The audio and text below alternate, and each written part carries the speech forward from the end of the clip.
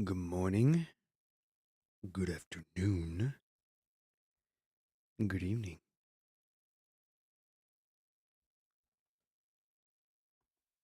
Chat. Good morning. Good morning, good morning, good morning. Oh boy.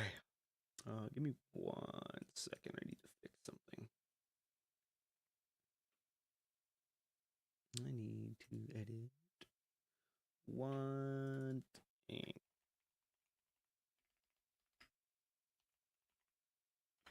There we go. All right. Chat. How are we doing today? Hope you guys are having a good week so far. Um, Mine's going pretty good. Pretty good.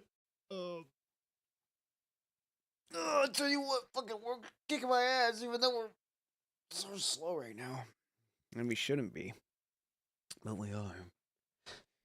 Um, yeah, just hey, just get through the week. Gonna have a busy weekend for me. So Thursday. Saturday will just be a regular 3 hour stream. Cause I'm gonna be packed all day with birthday parties. So it's gonna be packed weekend for me. Especially Saturday. But other than that, nothing too crazy going on. Just enjoying taking one day at a time, living in the moment. I am still working on the short film right now. It's still in the production works. Um, I would say I'm maybe about a quarter done, just because of how I'm doing this one. It'll be interesting on how it'll go, for sure. Because it's a different. This time it's a different. It's a different ball space that I'm in. Equinox, hey, good morning, good evening, good afternoon, wherever you are. Um, Hope you're having a good one so far. I just finished Canto 8 of Limbus and it's so peak. Oh, damn. I'm not gonna lie, I don't know what Limbus is about. I don't know if I'm even gonna play it, just because of everything that I've already got set in stone for where I want to take this channel. But hey, that's great that that Canto was good. I'm glad you enjoyed it. I'm sure it was great. I'm sure it was fun. But yeah. All right, chat. I don't want to keep us waiting any longer. I'm gonna get us right on into this shit. We've got a lot of headway to make today in this chapter. I think we're now in the present. Uh, since we just got done with the lore of the Golden Age and how Babylonia came to be. Oh, fuck. Okay. Yeah, that we're still on this. Either that we're still in the past of the Golden Age. This is the chapter. This is the chapter with the uncle and nephew duo. Oh, are you talking about Zong? Or are you talking about your Olympus game? If you're talking about Zong, then okay, I see what you mean now. Okay, cool. So Olympus, hey, I don't know nothing about it. Sewin, hello. Good morning, good evening, good afternoon, wherever you may be. Hope you're having a good Thursday. How are you? How are you? You're just in time. We're getting ready to literally start right now. We're on episode 8 now. So that is the plan. And also we're just gonna try to get headway. We're gonna try to make as much headway as we can into this chapter. We're only 22%, 23% done. So hey, it's gonna be a minute. Let me put away my fucking horse racing game. Let's get started now. Ladies and gentlemen, episode 8 of chapter 27, Assault Crisis Part 1.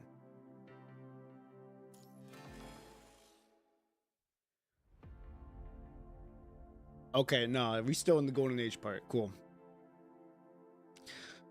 Project Acadia transfer will be the largest strategic relocation effort in human history, and it will be implemented in 3 phases. Okay, so we're watching phase 1 then, or we're reading phase 1 then. I just got Selena and Vera at low pretty somehow. Oh, nice. Low pretty's nice. Low pretty's nice. You're gonna see me actually get Vera here in this stream because later into the stream I'm gonna pull for her. just because I finally have enough to get her. I actually for once did the Paying Cajun Warzone after God knows how long. And now I have enough resources to pull for her. That's what we're gonna do. Here we go. Mobilizing global transport forces to move a total of 1.5 million engineers, technicians, raw materials, and essential equipment to the spaceport elevated in an orbital height of 10,000 kilometers. That's a fucking lot of people. Oh, hold it up! The next batch of transport ship for me, son. The gravity field shifted by 2.6 sends someone to. Oh wait. Oh, send someone to adjust the gravity simulation segment. Exhaust Gantt flow back. Backflow occurred. In Department EA-13, responsible personnel, please respond immediately. I repeat. Busy figures move through every part of the space station. Everyone is so busy doing their part since this is the focal point of the first phase of the project. How's everything looking? Oh, we expect to hit the D8 series compartments by 6 p.m. GMT to make room for the group of personnel. Thank you. How's the safety protocol? Punishing detected devices now cover the entire spaceport, and high-energy explosives are installed at each compartment, connecting for the emergency detachment if necessary. That's not enough. Rearrange the escape pod locations. They're too concentrated right now. Roger that! She's hella good to go with Alpha. She can get Dark Wolf stats faster. I don't know nothing about her kit or anything of that sort. All I know is that she's good, but I don't know anything about her kit, her playstyle, and all that fun jazz. Just because I've just been so focused on the story. Not gonna lie. Here we go. Over 20 years, out of the 20 of 30 starships will be converted into small colony ships to accommodate a larger population. At the same time, half the spaceport's compartments will be upgraded for military industrial use to meet production targets. Tall guy, help me lift this up. The tall soldier takes the box. You want to know what the commotion was about? It was mainly about starship modifications. The plans aren't decided and the deadline is approaching, so a few supervisors almost started fighting. Hey, the next meeting is about to start. Hurry up! When was it announced? I didn't get a notice. Just a minute ago. I'm heading there now. Wait for me. Fucking tall guy. The 20 modified colony ships will shuttle the remaining population on Earth between other planets. Whew. Other planets. Okay, so we're talking about not just, unless they're talking about just the moon. No, they're talking about other planets. Okay, here we go. That's interesting that they're bringing they're talking about other planets now that we have yet to see. Other planets in the solar system to collect resources and continuously supply raw materials to the spaceport's industrial base, thus forming a 380,000 kilometer depth of the spaceport, starship fleet, international space station, colony ships, and the lunar base as the strategic points. Humanity will launch a counterattack by relying on the entire solar system. That's fucking wild.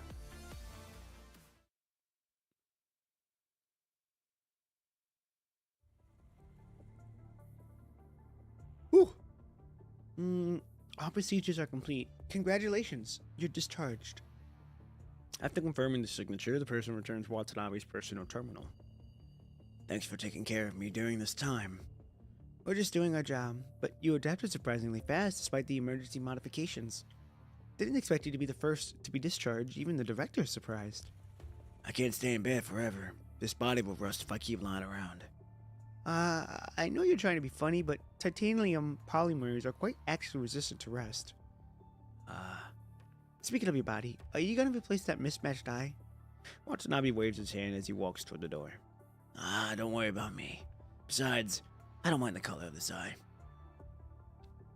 Anyway, BRB, I haven't logged in because I'm kind of busy. Hey, you're good. Hey, go do what you gotta do.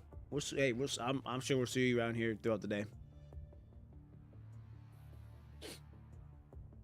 After leaving the medical consortium, I think that's how you say it, Watanabe finds Ballard already standing next to an off-road vehicle. Fuck me, I keep yawning. Whew. All done? Yeah. Ballard opens the car door. Get in. We've got a job.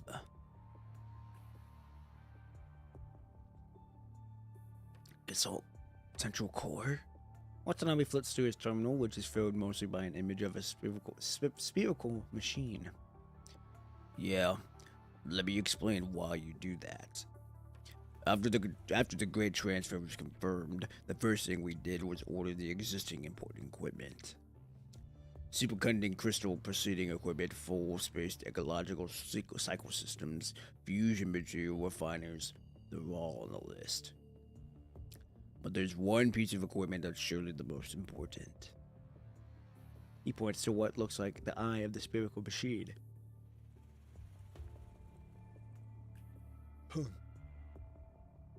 The pinnacle of human achievement.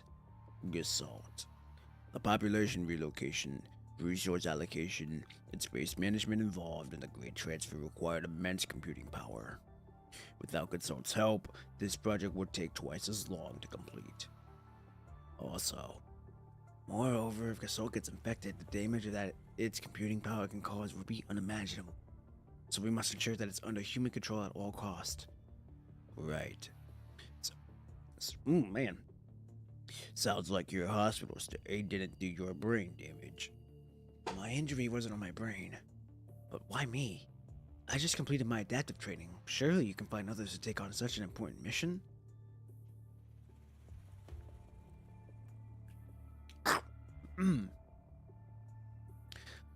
There are still some dangerous areas. I've sent my trusted subordinates to handle those. Dangerous as in... There are conspiracy theories that the world government is abandoning the masses. Others try to reap the benefits from the project through bribery. Some will take advantage of the information. Blackout to deceive the public into participating in illegal experiments that have already been halted. Oh, they're talking about... Let's head over a note of the stain.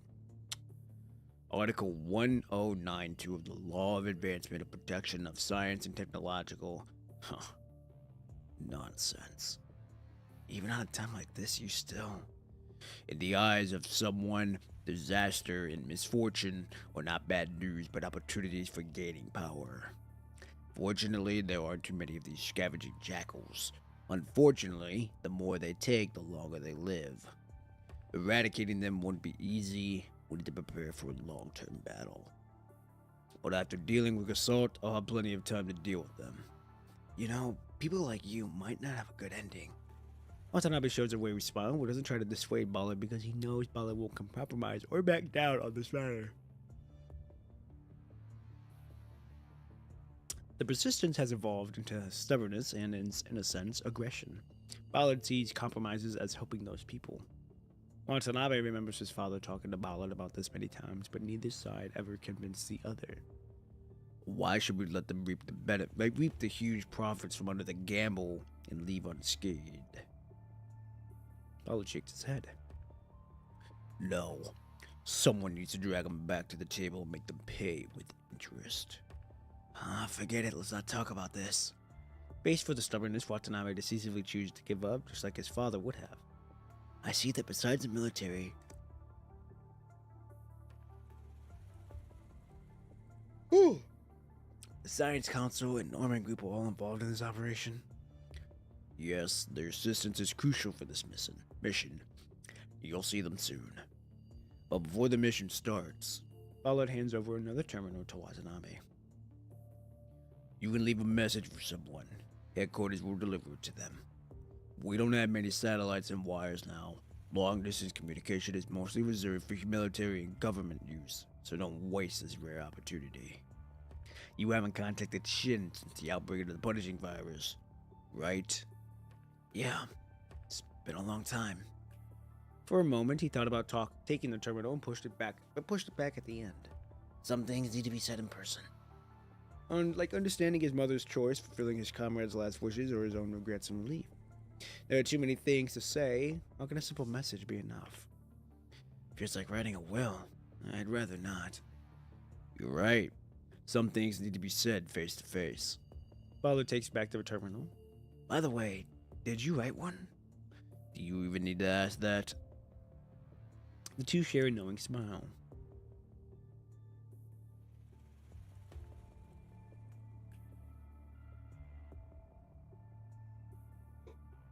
The scared off-road vehicle drifts off, leaving charred brakes marks on the ground. It comes to a steady stop on the roadside.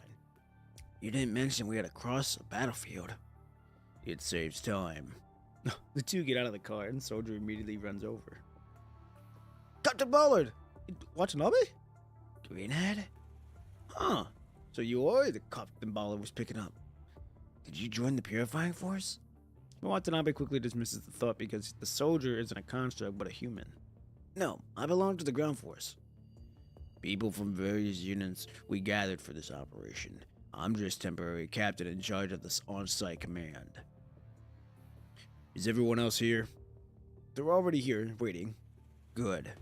Take me to them. Roger that!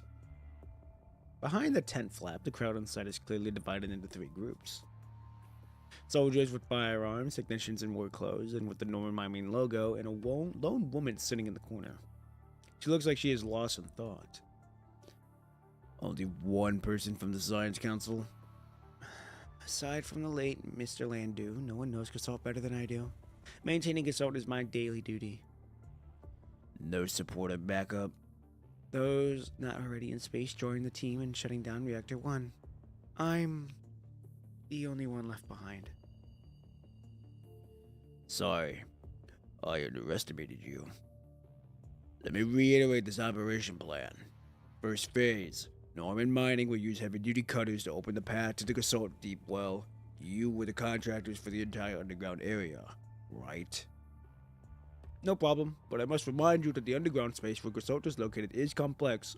It's easy to get lost in there even with the map. Please be careful. We'll be careful. Second phase, our assault team will open a path to Gasalt's central core. Watanabe, you lead the team. I'll fend off the corrupted that are drawn in. Roger that. Always monitor your infection rate. If it approaches the threshold, leave immediately. You haven't installed the Inver device yet, so you can't stay in a punishing environment for long. Inver device? It's the first line of defense for constructs against a punishing virus. You could think of it as a firewall for now. Finally, a representative from the Science Council will enter the central core and check for infection. If there's no infection, they'll restart it to unlock the surrounding safety locks. That'll allow Norman's team to take away the core. Even if it's too late, we can't let the enemy have it. We'll use the explosive we brought to destroy the core. Any other questions? Why not just blow up the safety locks? Gasalt was designed to withstand all extreme scenarios. While the core's reinforcement is limited, we've used every possible measure to reinforce the safety locks. The locks will remain intact even at the epicenter of the magnitude 9 earthquakes. Jesus! Of course, we could use stronger explosive, but that would obliterate the core, defeating the purpose. I have another question. Wouldn't it be more effective if I joined the assault team? No. Your safety is second only to the assault. Only you can restart assault, so you can't take any risk. Neidhart falls silent. Then I declare, Operation starts. Oh yeah, here we go.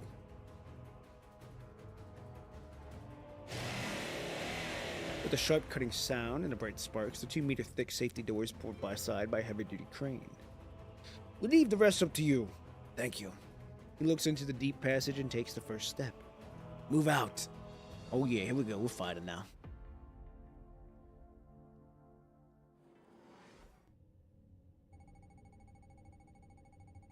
Oh, that's nice. I like that. The little sound effects on that. That's nice.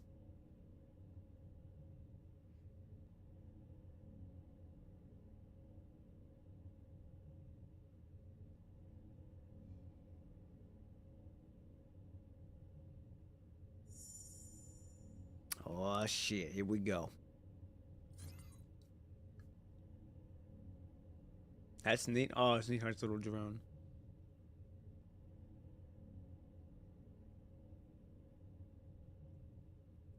Oh no, this mission? What do you mean by that?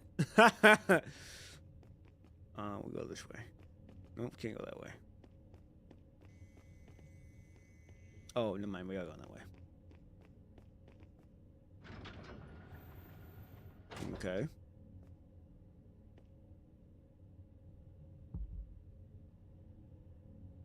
boy.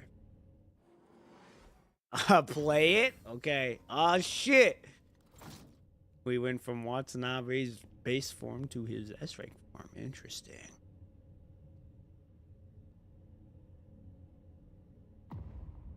The tunnels. I really like the little, Oh, you're telling me this is a maze? Interesting, okay. I really like how they are different, wow. Open gate authorization on mark. Let's get going. Okay. Interesting.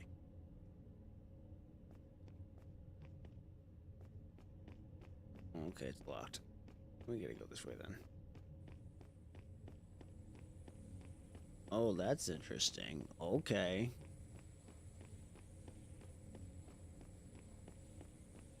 Woo!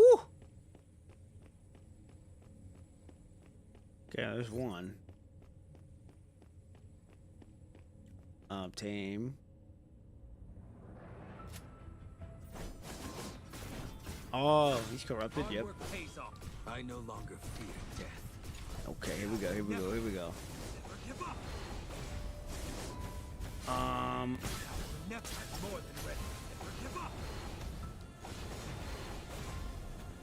Is that all of them? Oh, nope. You're just gonna, we're just gonna pop my ult. Bah! Get out of here. Hard work pays off. I no longer fear death. Okay. Never. Alright. Oh, we're not even done yet. Damn, I thought we were done with the fighting. Hard work pays off. There we go. Okay. So we got the first one. Find the missing oh wait, that's our current area. Okay, okay, okay. I need to authorize this again. Unless it's already authorized and I don't need to. Okay. So this is very interesting on how this is gonna go. Okay, we can't even go that way. Not normal guy. Hello, what's going on? We are Oh, hey, you're good. You're all good. Don't you even worry about it. You don't need to be sorry. You're actually just in time. We just started this episode. So, you're not missing much. Apparently, from what Danny's telling me is that, I mean, he said he doesn't remember it's this chapter, but I don't know anything about this chapter. Or this episode at least. Okay, we're gonna open this gate. There we go. That's what we needed.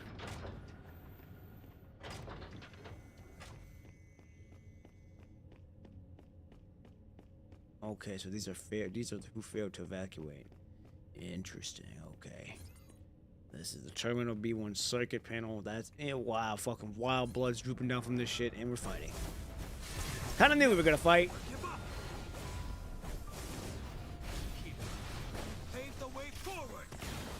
I don't remember. Okay, it's all right.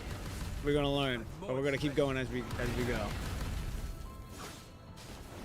Yeah, get out of here. Hard work pays off. I no longer fear death. Never give up.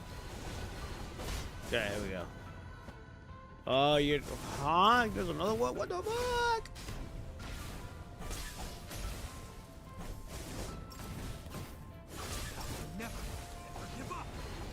Okay, here we go. Pave the way forward. Bop!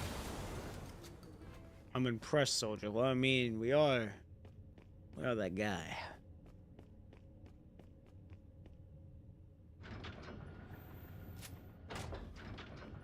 Oh yeah, 100%. The difference in quality of this in each chapter is insane, dude. I very much enjoy it.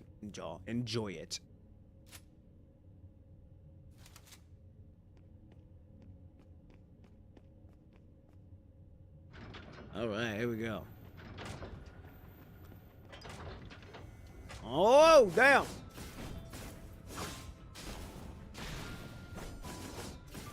Okay. Level 5. Now we'll go here.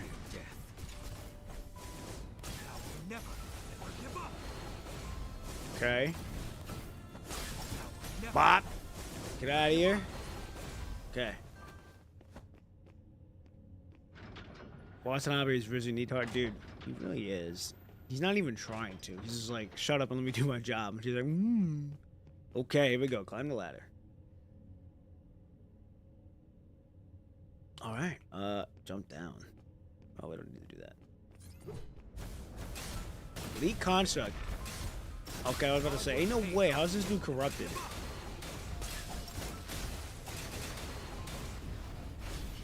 He's dead. I got a question for P1, though. Are you gonna oh, hold on. Let me finish this dude off.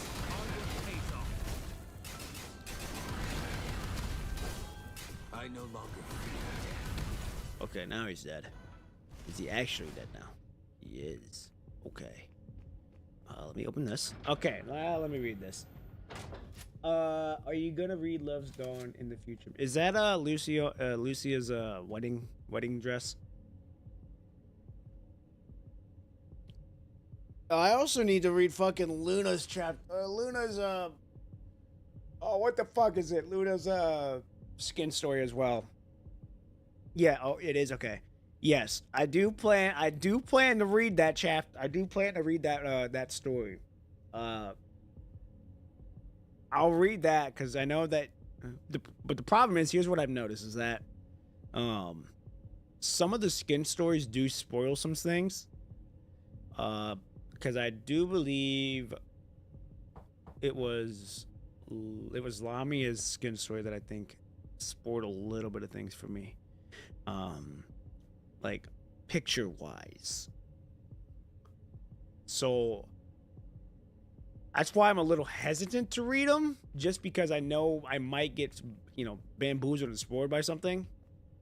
However, I also want to, I want to switch it up too, just be like, get more diverse in the readings and all that. It does, so you'll have to finish up Weather the Shine. Yeah, that's what I figured. I don't want to.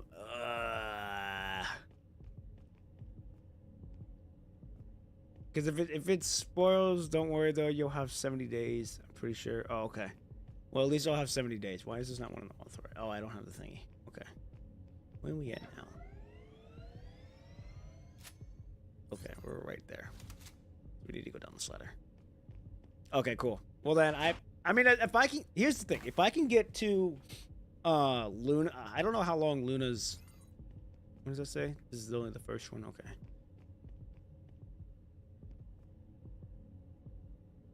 If I can get to Luna's chapter fucking by the end of this month, then we'll be on really good pace to do it. Because I think it's Luna. I think it goes Luna, Teddy, the Nami. Oh no, Luna. The new Lucia is like, she's 2 arcs away. Never mind. I take that back. She's 2 arcs away. We already read this place. What am I missing here? Did we disable these? Yeah, no. What am I doing here? Open the bitch back up.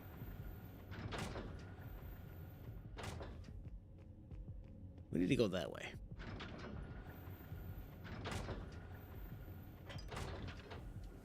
We need to go up this ladder.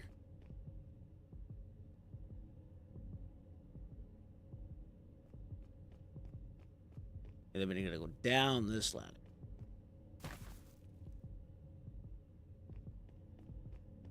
Then we open this one.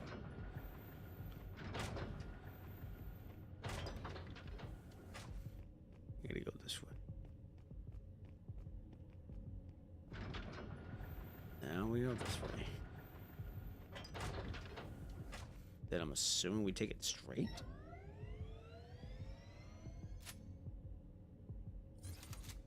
Okay. If I go way down here.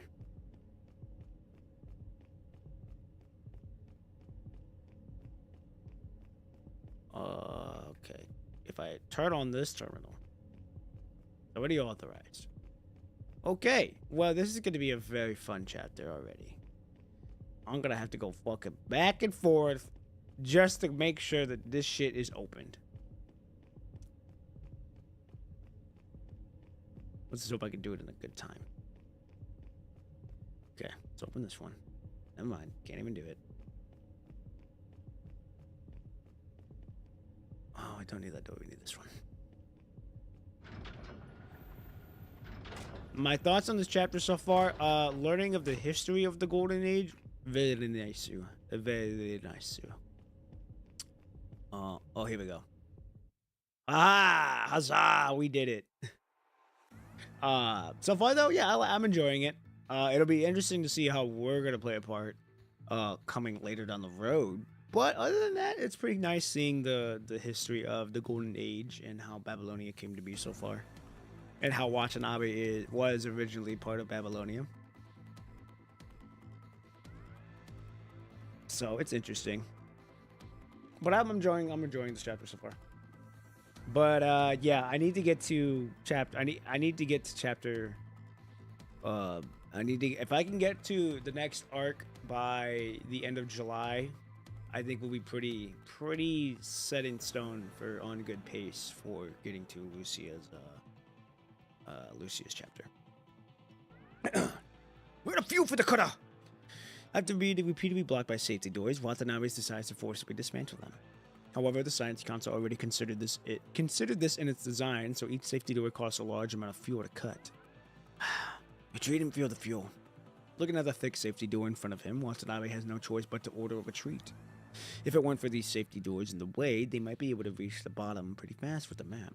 But now, there's no need. A weary voice echoes in his ears again. I know you're in a hurry, but we must retreat now. Ha! She's in a safety suit. She's in a safety suit. What the hell? How many BCs do you farm for motivation? How many BC do I farm for motivation? I don't know, because I just go for discipline. Motivation? Hey, motivation's there every now and then, but I do the BC farm out of discipline. Ah, Kasenka, hello, good morning, good evening, good afternoon. Same thing for Imperial. Or Ephemeral? No. Imperial? I think that's how you say it. I'm butchering it probably. Hope you guys are having a good one. Good morning, or good evening, or good afternoon, wherever you may be. How you guys doing? You are just in time, because we just started this episode, but now we're like halfway going into the next episode here pretty soon, so you didn't miss much.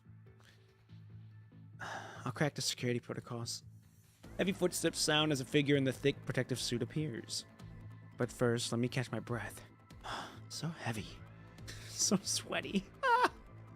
Her voice makes her sound exhausted. There we go. Now we're done with this episode. We're on the next episode now.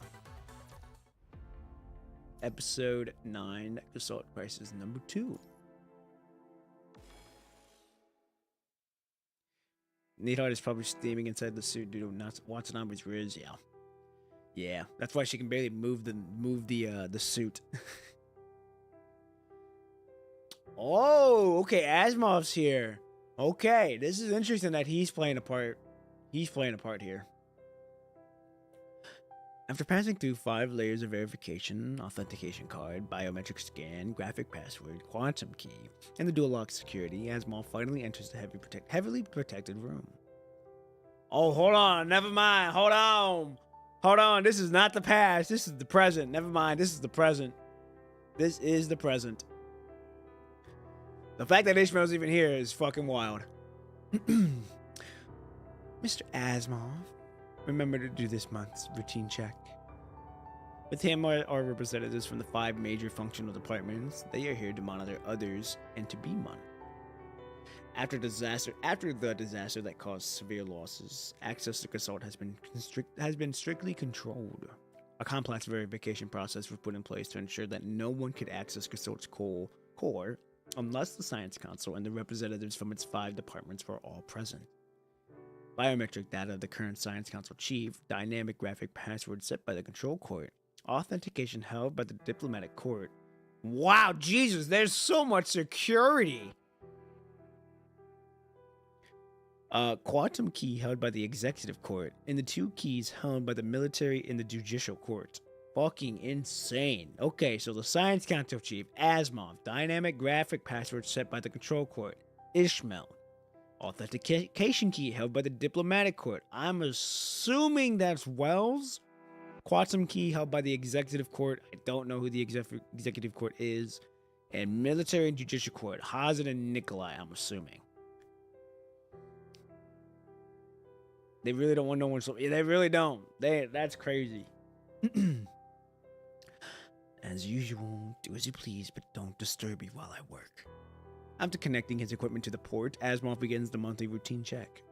The bluish light illuminates his face, and only sound of fingers tapping on the screen is echoing in the room. The routine check never takes this long. Asimov picks up his equipment. Computing power fluctuation has changed by 0.023% compared to last month. Considering the recent investment in the specialized frame, this fluctuation is within warning limits. For safety reasons, let's reduce the computing power quota next month. The supercomputing overlay of the clean zone is in effect and it can handle a fraction of the load. Whatever you decide, its source of the computing power isn't important for research. Data logs show no fluctuation and there are no unrecorded transmission or receptions. It looks like the isolation facility is working normally. Thank you for your hard work, Mr. Asimov. Never mind, these are completely different people than I thought they were. Asimov nods and doesn't say anything else. He looks up the isolation panel installed on the side of Gasol, which contains all of humanity's knowledge. In a way, items the archaeological team struggled to retrieve have always been in human control. But after that incident, there was never an opportunity to take them out. I wonder if we're going to know what that opportunity was. Or incident was. Neidhart? Ballard, what's going on? Watanabe immediately opens communication and questions Ballard. She's more persuasive than I imagined. Let me explain. Wearing a heavy protective suit, Neidhart finally moves to the terminal in front of the safety door. It's working. Thank God. Her fingers dance across the keys like she is playing a piano, unaffected by the gloves. The primary objective of this mission is to save Gasol. Whether we retrieve it or destroy it, we must first reach the deep well. But with your current speed, you won't make it before the infection rate hits the threshold because these safety doors are in your way. Of course, repeatedly dismantling the safety doors is an option, but that would extend the mission by at least 2 days. Oh damn. With the delay, the risk of Gasol getting infected and being surrounded by corrupted will require your military expertise to deal with. When my application was approved, the data and calculations convinced him, not me. Okay. I mean, he said your safety is second only to Gasol, meaning if we can't reach Gasol, I'm not important. Okay, interesting. I don't think that's what he meant. I don't know what he thinks, but that's how I see it. No matter the cost, Gasol must be saved. That's my mission. Sensing the unwavering tone, Watanabe knows saying more would be disrespecting her resolve. All units switch to defense formation. The assault team shifts formation, forming a double-headed triangle to protect Neidhart at the center. I'll leave the next safety door to you. Don't fall behind. Got it. And, thank you. The Rizzler! The Rizzler! The group continues to move deeper underground. Okay, here we go. Fighting again.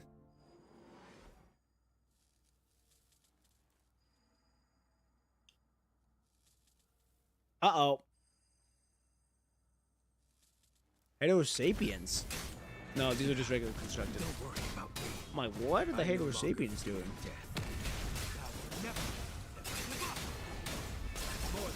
There we go.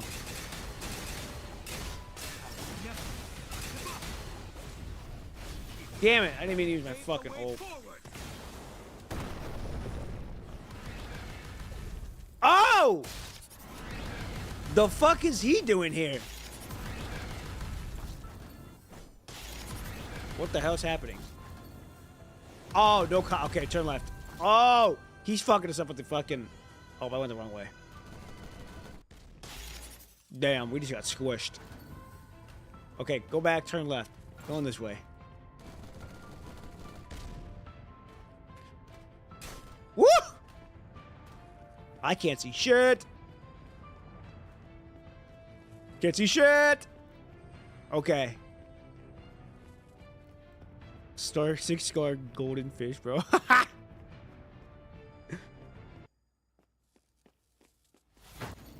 There we go. Subway Surfers PGR version. I'm saying, dude. Okay, we gotta find the key.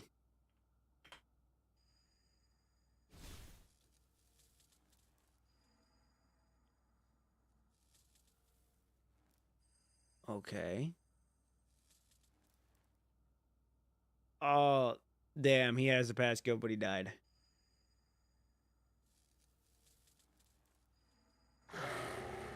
Oh, dude, scary game. How did we go? When the fuck did this become a scary game again? This is like fucking Bamanatas chapter all over again.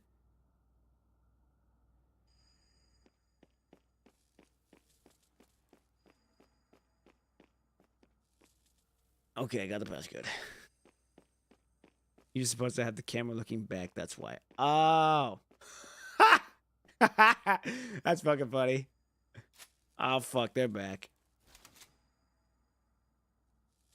Yada's chapter is horror.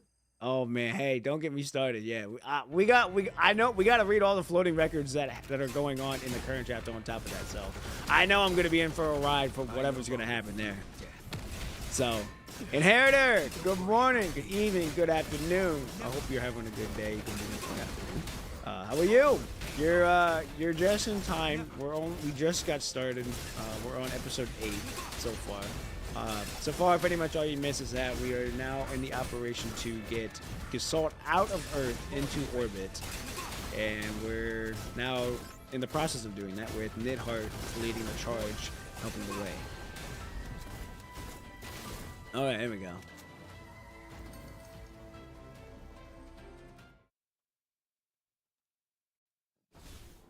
The deep well. Oh my, what is moving? Oh, she's walking.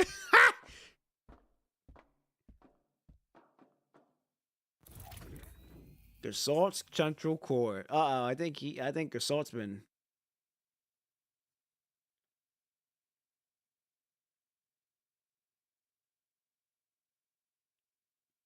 Okay. Something is attacking the server. Yeah, that's what I figured. Something was gonna happen here. Anyhow, Yada's chapter's Little Horgan. Man, holy shit! We'll get to those chapters in due time. So hey, it's all right. Oh, also, chat, ladies and gentlemen, we're also going to be doing polls later. I have enough finally to get Vera after finally doing Warzone in the Pancage after months of not doing it. So now I have the polls to do it, and we're going to be doing polls later. I no longer fear death. Unstable brother. I don't know nothing about Yada, so I can't say what's all going to happen in that chapter. Like I said, I don't know nothing about nothing in the future chapters, so whatever y'all saying, like, this is news to me. I didn't even realize Yada had a brother. Pave the way forward. Or if you're talking about Q, then I knew she had a brother. All right, there we go.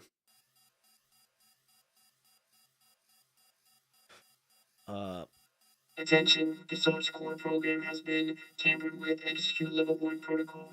Attention, the Source Core program has been tampered with. Execute level 1 protocol. The piercing alarm echoes throughout the underground space. Moments later, another alarm sounds and overlaps with it. We're talking about Kalong. Okay, yeah. I was gonna say Kalong. I know. Q's got a brother. Your luck is crap if you end up as a knight or sub-faction. No, good luck with dealing with your brother. I take the knight over the ACA though. Would even prefer being a scavenger. Huh. There we go. What is your concentration in skywalking? It's about to breach the warning level. Don't panic. Haven't experienced a failure before. Watanabe knows that panicking in such moments would lead to unsalvageable losses. Nidhart, what's the status of Assault? 10 minutes. You can't handle the punishing connection and concentration in here. Evacuate immediately. I'm the chief's lieutenant. I won't leave. We must also greet them with victory. For the first time, the voice that has always remained calm in the face of corrupted attacks sounds a bit anxious. Alright, we'll buy you time. All units, defense formation. Aside from the annoying alarms, the auditory model picks up the sound of the metal noises from the tunnels. Corrupted from all directions are converging, aiming to devour the prey at the center of the web. The sound of metal clashing pierces the ears. Watanabe turns and throws his skimmer toward the hidden corner nearing the connecting pillar. The skimmer deflects the bullet, swinging back into Watanabe's hand, and the squad's member immediately fire onto the exposed corrupted. They're here! Exhausted pipes, wiring conducts, weighing columns, corrupted are oozing out of every hidden corner like crimson sludge. Open fire! The island is beginning to resist the crashing waves. Why? Neidhart's finger dances all over the terminal, but she is still struggling to fend off the corruption of assault by the unknown virus. I did exactly as the chief instructed. Why is this happening? Well, that's not good. If that's shit in the bed, that's not good. 24 hours earlier. Chief, are you sure it's okay to leave Gasol to me? This is such an important task. Surely there are better candidates. Every task is important. We believe you are most suitable candidate. Leaving me here means you won't likely be able to return from the 0-point reactor, right? We don't plan missions based on sacrifice, but we also don't fear sacrifices during missions. What's that? If Gasol goes haywire, connect it to this.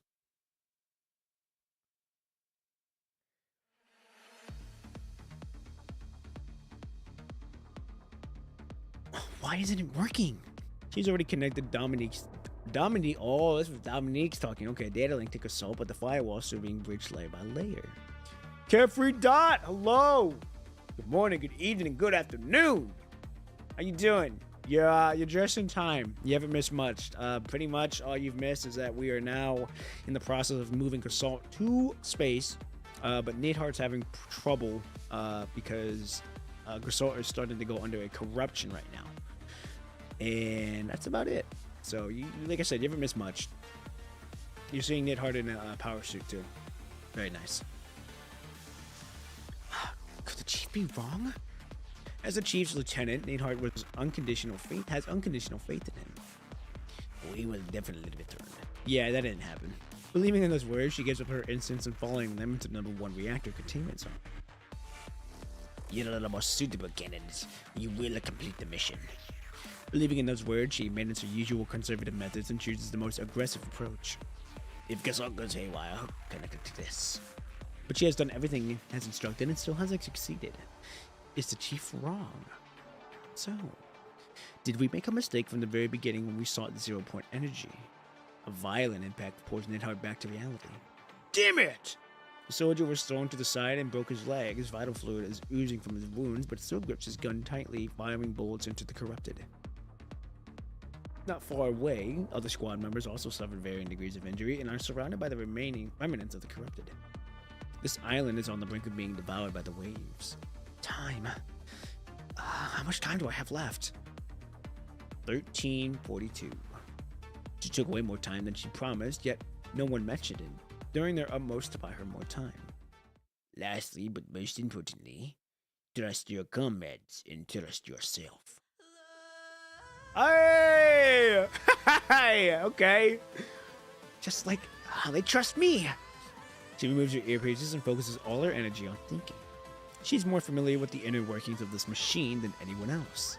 She has literated it hundreds of times and inspected it tens and thousands of times. The code within this machine is essentially an extension of her brain. Now she just needs to find the source of her headache. The scene before her gradually disappears, transforming it into a torrent of characters, as if each keystroke shatters like a rogue serpent. I feel like I'm in fucking, in that one anime with the big brain main characters thinking all the possibilities of trying to do something. The serpents shatter into shards, falling into the depths of the darkness. These, and these! Neidhart feels her thoughts racing through even faster, so fast that they aim to break her from her body. The targets of these enormous commands are... No!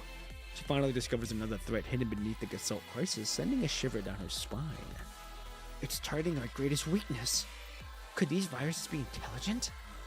We have to stop them! She reaches out, grasping 3 delayed commands with her hand. 2 more. She stretches her hand outward, not caring if it breaks. Almost. Nidhart. Watanabe pulls her away from the corrupted just in time before she reaches into the humamoring blade. The Gestalt broadcast is no longer repeating warnings, and the blinding red has turned into a serene azure. Thankfully, you got somewhat reasonable people like Litz and Collins, then you got unhinged maniacs like Alicia's dad, Dr. Pigman. Yeah, Dr. Pigman was fucked. He was pure evil. He was pure evil. I fucking hated that guy. The only remaining red at the scene is human blood seeping through the protective suits. Did I succeed? Tell me. I can't see. Oh, damn, she got fucked. You did well. Watanabe's blade severs a corrupted lunging at them, and Watanabe kicks it into a pile of debris. You successfully restored Gestalt. Your job's done. Damn, is she about to die? Hold on. At the scene is a human blood seeping. Oh, damn, she is about to die. Gestalt. No! Nidhart tries to stand but quickly falls to the ground, making a noise that sounds like a water balloon hitting the floor. Ugh! She wants to walk, but her body feels like it is soaked in vicious fluid. It is actually her own blood and flesh. She tries to crawl but realizes she has no strength left. Hang in there. We'll break through together with you. No, I can't leave yet. Restoring Gestalt is the only thing. The targets of the enormous commands of the troops in space. Whoa, hold on. The targets of the enormous commands of the troops in space? So the troops in space are fucking up Gestalt? What? Watanabe, report the situation immediately. With the Gestalt chaos resolved, communication with the temporary command post seems to have been restored. Yeah, her organs and bodies is melting. Oh, damn. No, wow, that's fuck. No wonder she's fucking like freaking the fuck out. That's insane, bro. Nidhart is dead. Man.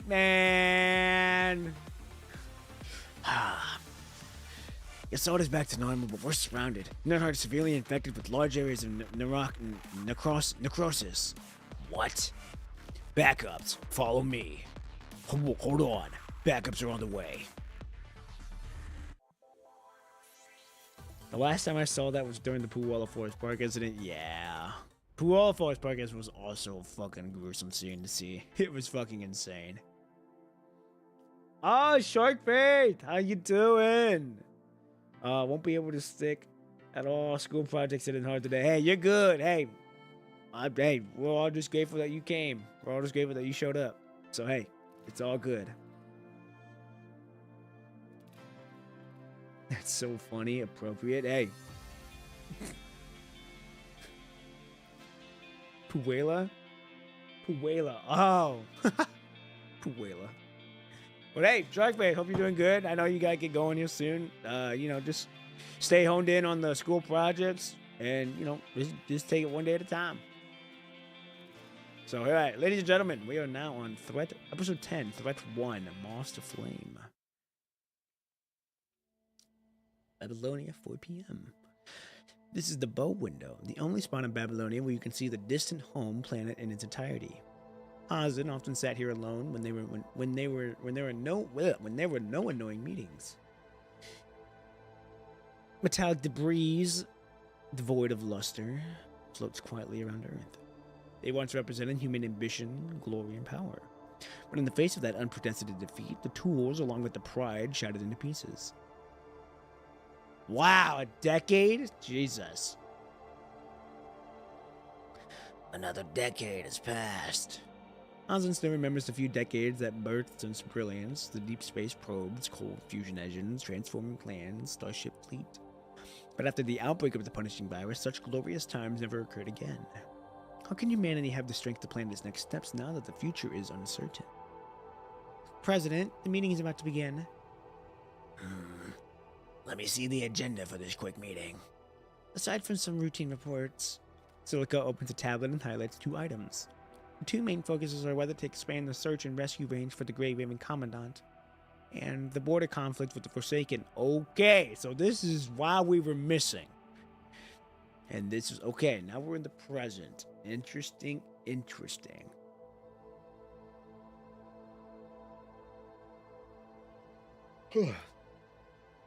These two can be merged as one, as the area controlled by the Forsaken is now a blind spot for a search and rescue. Alright, let's go. The clean zone is a breather for humanity, but crises always arrive without notice. Grey Raven Commandant disappeared and we lost contact with Watanabe. Then there's the strange movements for the Forsaken. So many unresolved matters weigh on his shoulders. Since this is the last time we see Neathart in this chapter, I'll say it now. Neathart actually survived and became Nat, the Golden Queen for the Golden Vortex, as revealed in their NPC details tab. Nat. Hold on. Do they have a picture of Nat? Because I've cleared Golden Vortex. Nat. PGR. Oh, God. Punishing Grey Raven.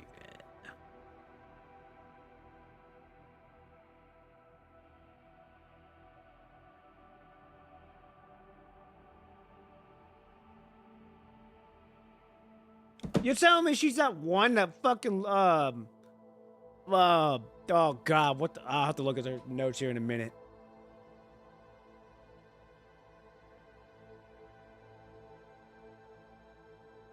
Not sure if you're gonna find it in Google, but there is. I think I found a picture of her here.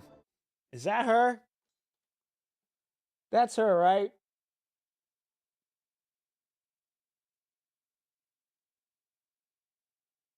Yeah. I'm gonna assume that's her. Yeah. No, God, it's been a minute since I played that fucking chapter, or since I beat that chapter. I beat that thing like years ago. So the fact that that was her, that's insane. All right, well, that's fucking sad that she fucking lived but became that though. Damn. All right, Chad, here we go. The old weapons seem to remind him of that beneath the calm, danger there still lurks.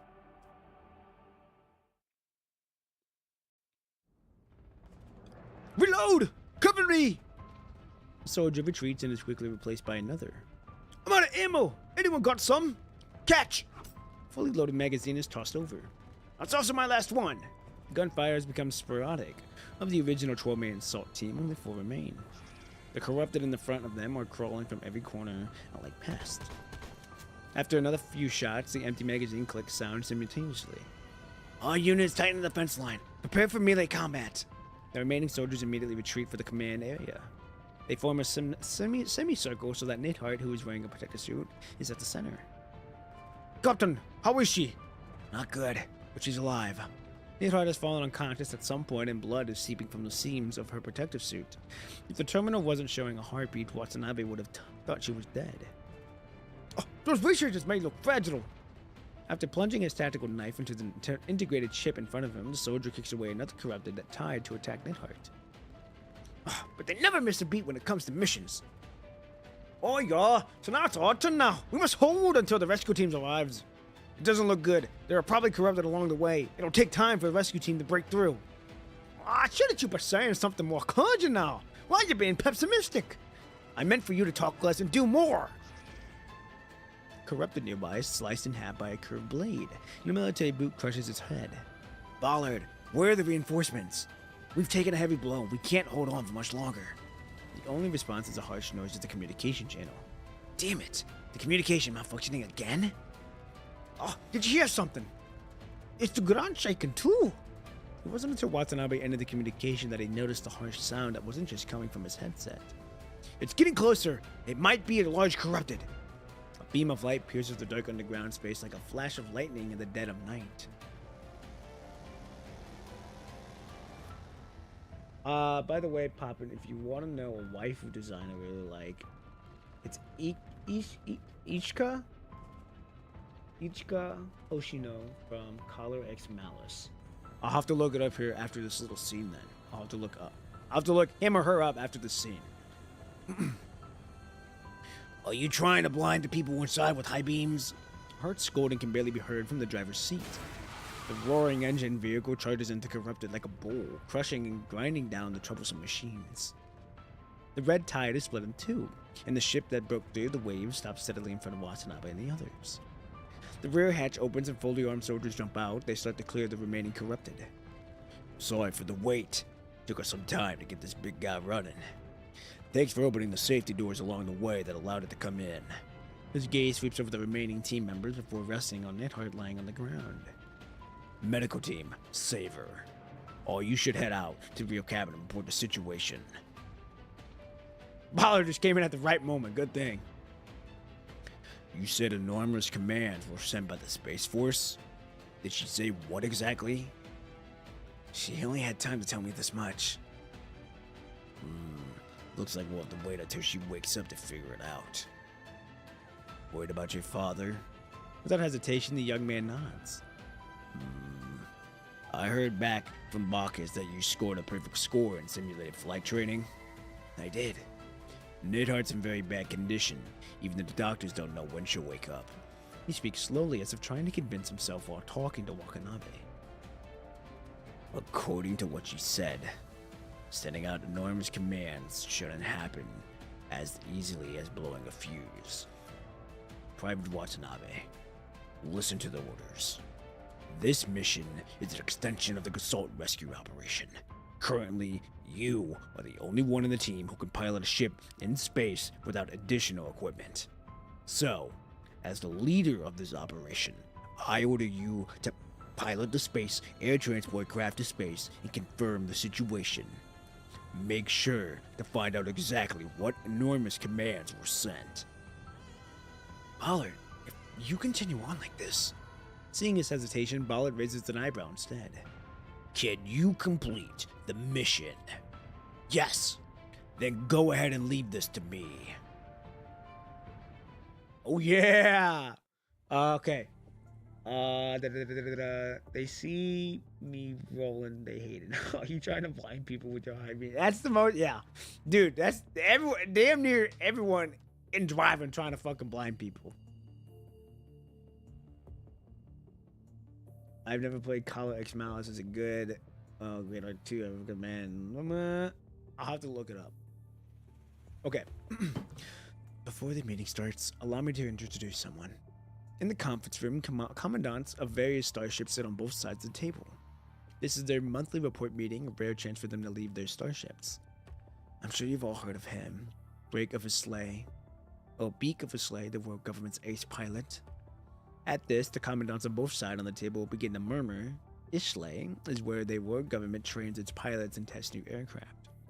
Oh, okay, it's a place.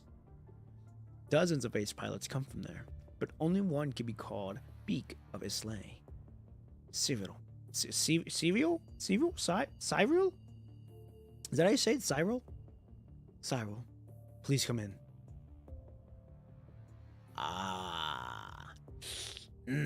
That's tough. That's fucking Bruce's dad. That's tough. I told you, no need to mention those titles. I'm here simply because I'm needed. Years of battle have taken its toll on him. His body is deteriorating as though he is the same age as Shin. His face is already covered in wrinkles.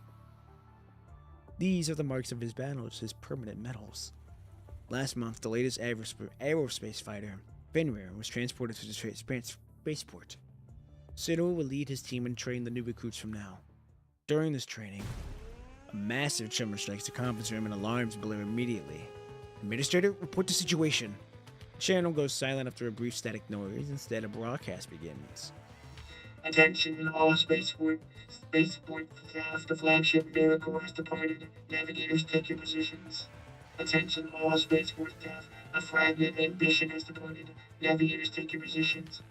The continuous announcements state that all 30 starships, including the flagship, are leaving the port. That's interesting. Oh, how is that possible? I never gave such an order to start the engines. My control permissions have been revoked. Shin tries to contact one of the subordinates still on the flagship, but a cold automated message tells him that he can't connect. Hello, can you hear me? I am Shin, a command officer from the starship fleet. Get the administration report on the situation immediately. The administrator has already perished. He was at the docking point when the starship cold fusion engine started. Oh, damn, he got blown to pieces then. The worker paused. My condolences. I will now report the situation. Just now, the engines of 30 starships, including the flagship, suddenly started at the port. 320 staff members performing routine maintenance at the port died instantly. The reinforcements locked were severely damaged, and the gravitational field was imbalanced. We attempted to contact personnel left on the starship, but received no response. Additionally, our communications with the ground are cut off. We've already sent someone to the ground headquarters to establish contact. Where are the starships headed? Eden 2. They are heading straight for Eden 2 and accelerating. Collision expected in 10 minutes. What the fuck? Okay. The conference room falls silent. The commandants, who are most familiar with the starships, know that the spaceport's defensive firepower is not enough to stop the starships. I'll lead the team to intercept them. It won't be enough. Shin already considered Cyrus flight squadron, but Fenrir is also not designed to fight starships of this size. Even if they depart now, by the time they're done preparing, the starships would have finished their acceleration phase, making it difficult for Fenrir to catch up. Is there any way? Wait, the Ambition seems to have stopped accelerating. So has Starlight. Are you certain? Workers on the starship must be doing something. However, before he can inquire further, a noise from the terminal interrupts him. Oh? Stop it! This is our last chance! Steve! The glimmer of hope in his heart dies again as more messages come in. More starships have stopped accelerating. Each short message is a final farewell. Oh, they're gonna blow themselves up. Make it stop. We leave the rest to you. We will not be sinners of humanity. See you around. Finally, Shin's terminal also begins ringing. He knows it will be a final message. There's no escape. I'm the last survivor. So, don't hold back. No one will know of their battle, and no one can bid them farewell. Those on the starships are making the same choice because they all share the same value. Those brave souls who have already gone did everything they could. Now it's their turn. Everyone, gather in the central hall.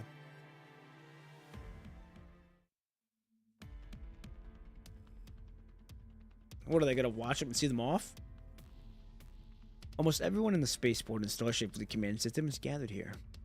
Is ground communication still down? Still down. Both general and accepted channels are being jammed by an unknown signal. I will try to adjust the frequency to connect with them, but don't get your hopes up.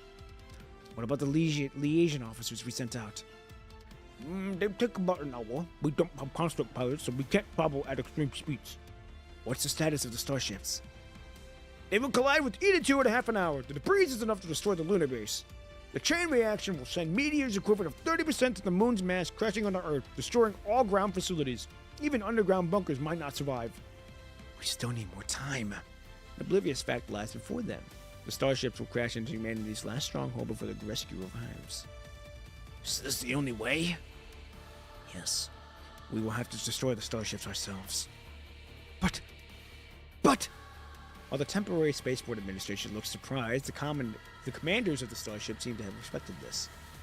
They are soldiers of an old era, and they were already prepared for the worst when the starships first went rogue. Any uncontrollable weapon can only bring disaster, so the only option is to destroy it. But even if we want to destroy them, we don't have enough firepower! We don't need firepower for weapons. The starship engine uses fusion reactors. If we use enough explosives to disrupt the reactor, it will turn into a hydrogen bomb. That's fucked. Even though the engines are running at low power, an explosion from inside will be enough to split the starship in half. But we can't get into those engine room. Isn't there another entrance? He points at the nozzle spewing out of flames. You want to send an explosion from here, right? Yeah. The space should be in reserve, but how do you deal with the huge temperatures? Missile casings can't withstand that. The spaceport escape pods were designed for extreme environments. They can make it through. Wait, let me get this straight. Based on what you just said, that means... We need someone to pilot escape pods loaded with explosives into the starship's nozzle. That's the gist of it. Damn! They're basically doing kamikazes, bro. That's fucking insane. He speaks calmly, as if talking about another training mission. But the engine is still running! If it isn't, we wouldn't be doing this. Fortunately, the bomb can only take a moment to detonate. So, who will go? This is a suicide mission. A moth to a flame. I lead the team. Soon, someone else volunteers for the one-way trip. In terms of flight experience, we're the most qualified. Thank you for stepping up, but your future is still in the skies. We'll take this mission. Yet another person raises to the grim task. We spent half our lives dealing with the starship. No one knows them better than us. Others have already stepped forward. We can't hide behind you. You've all heard it. The decision has been made. They're right. We spent half our lives on a starship. No one knows them better than us. If these starships are destroyed, our experience will also become useless. He looks at the colossal structures that have turned from defense weapons into threats. But you're different. Even if the starship perish, humanity won't leave the skies. What am I, fucking Ace Combat? We need to leave hope and future for the next generation, not a bunch of old dudes giving orders. The future belongs to young, who are still getting stronger. Seidel, you know this better. You are their protector. So, we'll wait for you on the other side. He pats Seidel's shoulder and stands before his subordinates once more. Flagship, Miracle, command crew, step forward. They face death without fear. God, dude, the music sets the tone. The music really sets the tone. Ready for themselves and to send the Miracle off one last time. Escort ship ambition command crew, step forward. Their ambition is about to be extinguished, yet they are undaunted. Starlight. The stars they wish upon are about to fall, but they are not afraid. Voyager. Because they will always believe. The stars will rise again. Ambition will be reignited. Humanity will set sail once more. And their miracles will be engraved in the cosmos. 300 command crew members are about to light up the darkness before dawn with their lives. God damn! Dude, the writing is insane. The pods, loaded with high explosives, gradually detach from the spaceport craft, and indestructible Gret wall begins to crumble. Old Shin looks like younger than Watanabe, yeah. Good skincare? Good skincare. Come on. I've activated the EMP defense barrier you instructed. The sports self-destruction units are on standby to intercept debris falling toward Earth. Once it's safe, follow the subsequent plan to adjust your position and merge with Eden 2. Only the mass of the colony ship can help you calibrate the gravitational field. Roger that. And good luck. After communication in the headset ceases, only monotonous noises in the cockpit remain. Is everything set? Oh, is everything set? Yes. They will complete this mission. Who did you leave your final message to? My son. Damn, dude. Pain! Pain, bro! In the final moments of their lives, they talk about things they'd always kept in their hearts but never had time to address. And you? I have nothing much to say, only that I'm going to join them. They always complain that I didn't spend enough time with them. I'll have to apologize probably once I see them. I'll be proud of you. Who knows? They might even complain I get there too early. We're almost there. A massive starship is already in sight. In comparison, the 300 escape pods look as small as moth. Man.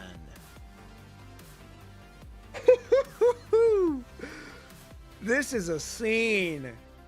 Wow, dude. This is a scene. Wow. You know, if PGR ever did like a fight, like a flight system like this, or like a space fight, man, that would be so fun. That would be so fun. Lord Vader, the Resistance have arrived. Yeah, dude, this reminds me of fucking Star Wars. Oh man, this is insane. Man, put into perspective how much humanity lost. Yeah, they've lost a lot. We built a lot, then we lost a lot, and now we're building a lot again. Dectors! Thank you for the raid. Thank you. Hey, I'm very grateful that you decided to raid me again. Everyone welcoming over. Hello, welcome. I'm Papa P1. If you do not know me, I am a streamer, content creator, short film creator actually too.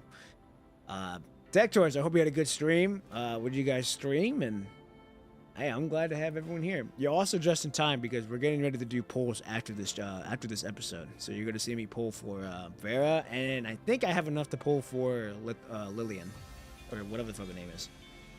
So, all right, we're gonna get started on this. But again, thank you for the raid, everyone here. Welcome. Let's get started now, shall we? Honestly, I'm a bit scared. Why do you have to say that? It's your own fault. My hands are starting to shake. Can the 300 of us really complete this mission? My display shows that the starship's defenses array is still active. Stay focused. That's why we assigned 10 people to each starship.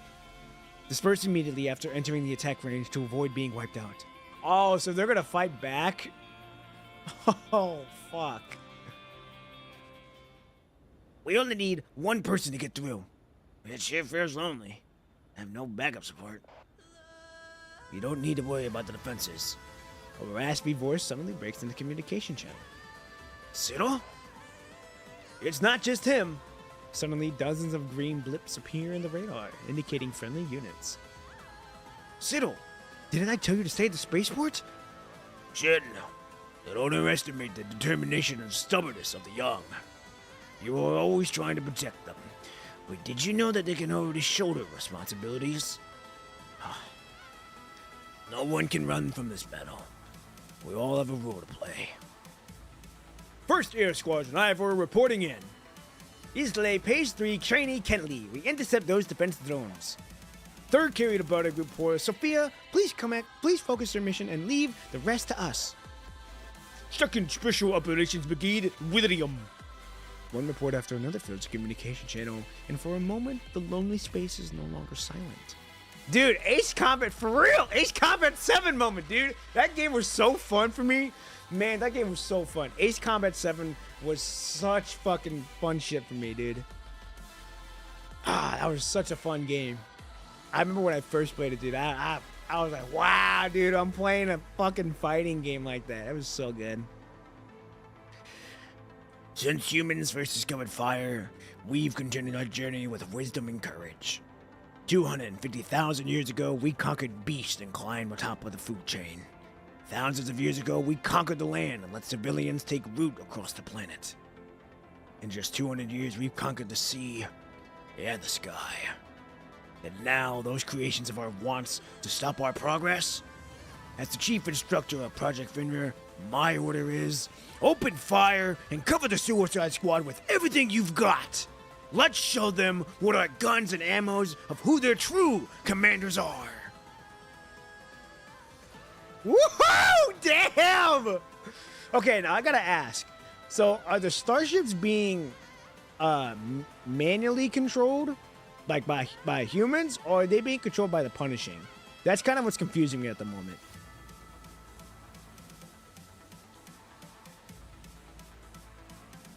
Because this is a great battle, but who the fuck's controlling the starships? Is it the humans or is it the Punishing? No, it's Punishing? Okay, that's what okay. I thought it was the Punishing. I'm like, ain't no way humanity's really just like, yeah, fuck you guys, we're gonna go roguelike. Okay, good to know that it's just the Punishing. Countless energy beams and live emissions spew from the fighter jets, marking the beginning of humanity's first space battle in the Silent Void. The Punishing virus took control over the space controls and mainframe. Okay. Good to know. All units, at full speed. Even moths have the courage to fly into the flames. Seize victory, even if it's a tragic one. The command's locked out the command cruiser. That's what I thought. Okay, good to know. Okay. Chat, I'm gonna go get me a drink, and then we're gonna go do some polls. I'll be right back.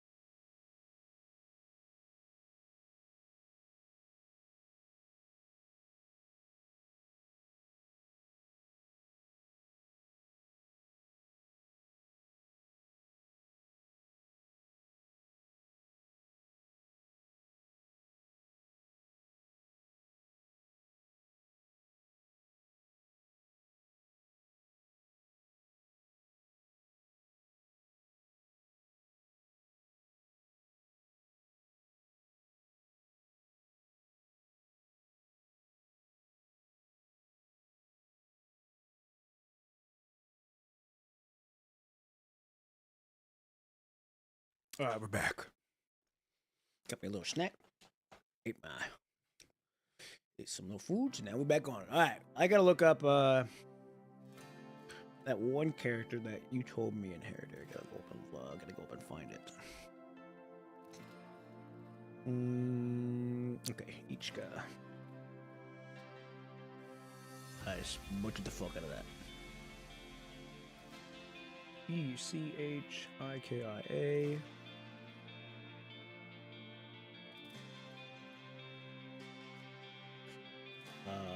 What's the game from? Column. X. Power X. Mouse. Mouse. Wait, there's an anime for this fucking for the show?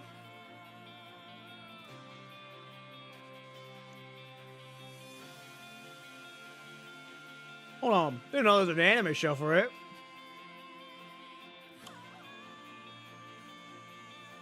Oh, it's a movie. Really?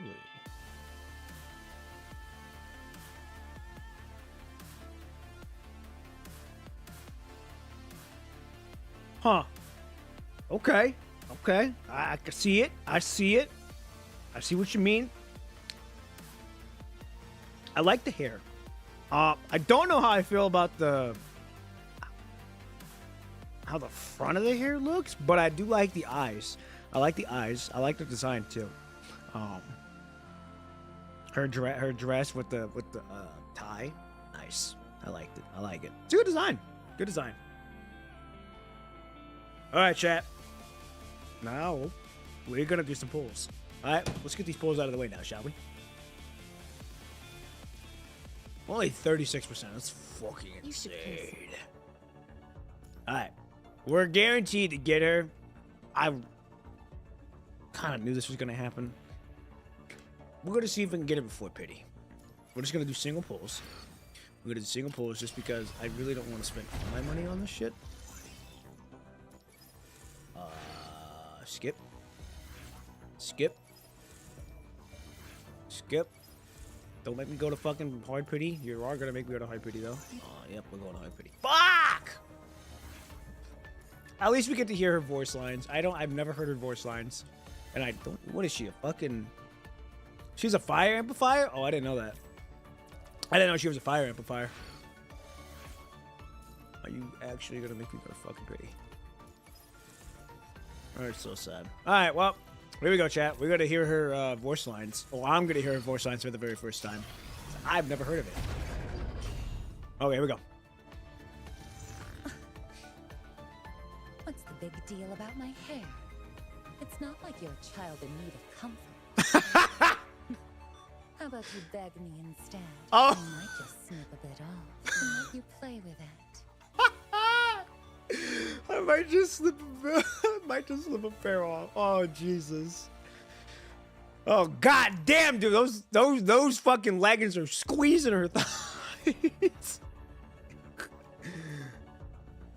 I like the design. I like her design. Oh, she's got a twin blade? Hold on now. I'm a fan of the twin blades. I really like that. I like twin blades. Twin blades are fucking fun to use. That's nice. She's a twin blade user. I can get down with that. I can for sure get down with that.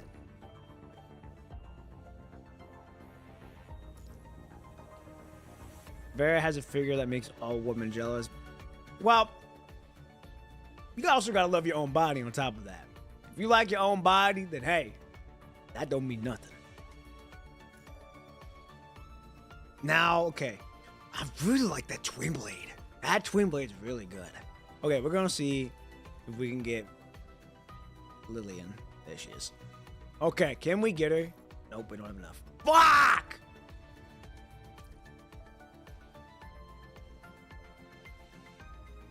Man tries to run, but Luna can fly. So he died. Oh, I'm sorry, huh? I don't know what you mean by that. Lilith. Oh, oops, that's what it was. Lilith. Oopsies. Okay. Well, now that we got that out of the way, we're rolling now. Now we can go back to the main story. I just wanted to get that out of the way because I know people were waiting for it. Okay.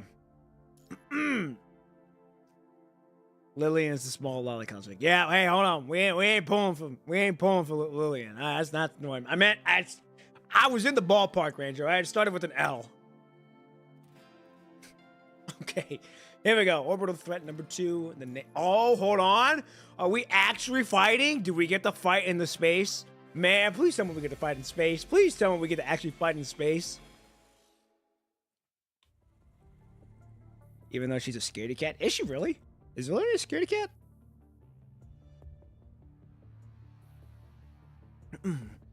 This modification plan won't work.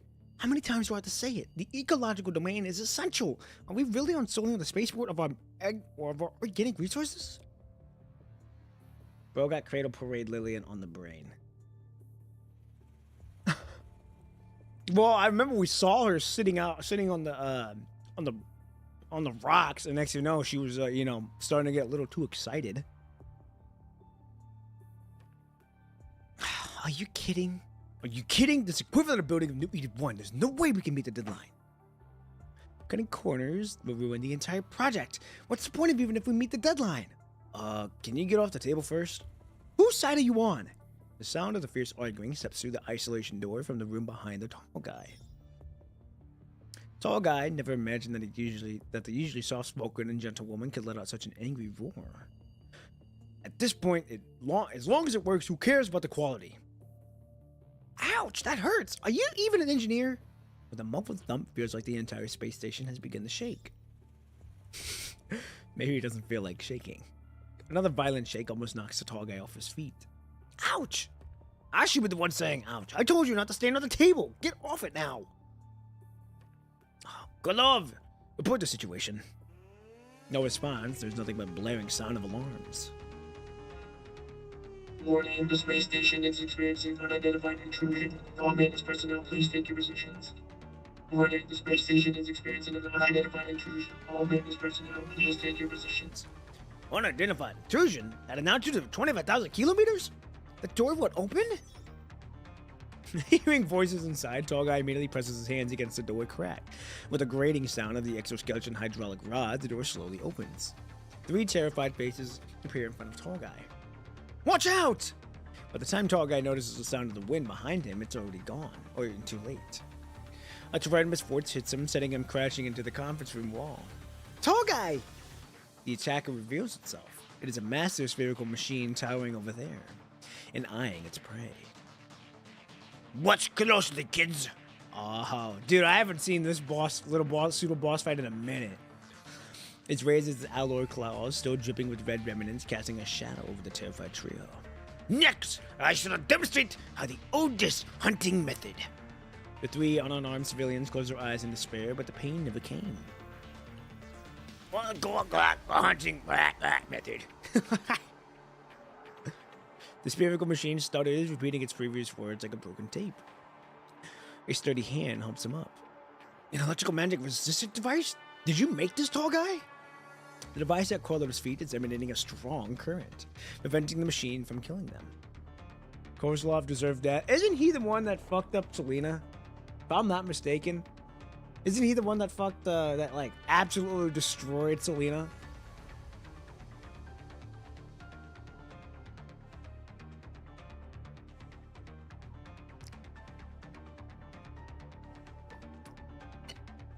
Because I think I remember seeing it in her affection levels. We need to get out of here. No, we need to leave the space station. That's what I thought. Thank you for clarifying. The person already starts to flee in a panic as they finish their sentence. That's what wiped her team. That's what I thought. I'm like, wait a minute, this guy. I knew he was evil because I remember he did some fucking evil things to Selena. I think it's tripping.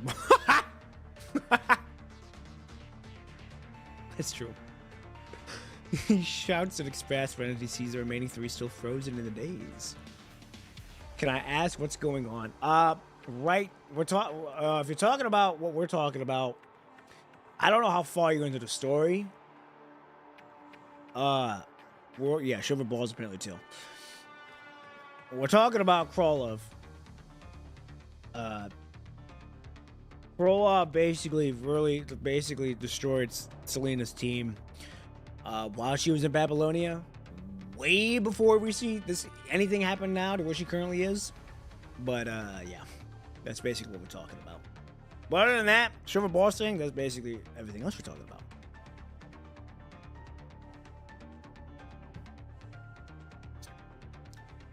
Coming. Tall guy, are you okay? He doesn't answer, but pushes the two trembling individuals forward with his hand. Thank you for saving us earlier. The two researchers' legs finally gain strength as they hurriedly follow the manager ahead. As they turn around, Tall Guy quietly wipes away the blood, seeing through his armor. Oh no. Are we fighting as Tall Guy?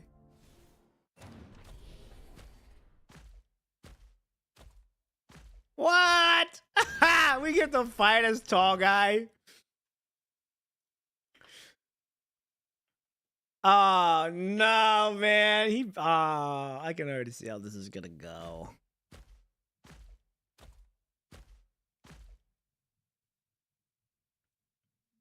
Oh man. Let's do this.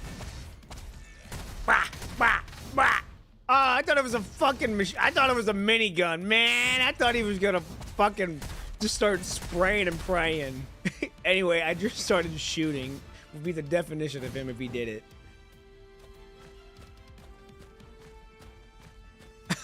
It's still fun though. Tall Guy is badass. Tall Guy deserves more. He does. Dude deserves a raise. I thought it was a machine gun. Wait, what's Hey! We still get to do it! Get out of here, foul beast! Bah! It's a flamethrower nonetheless, it'll work. Dude. Peak gameplay. Peak gameplay. Oh wait, what's I? Oh, we don't even get shots. Oh, get out. Hey! It's a gun! It's a gun!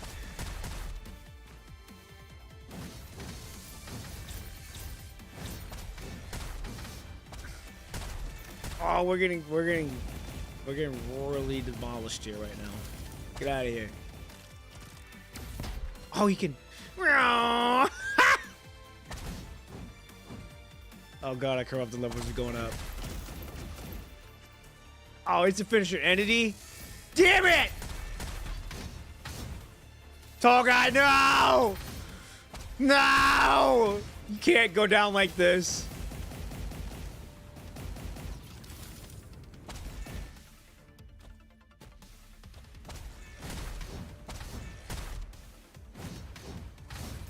Come on. Come on. Be gone! Get out of here.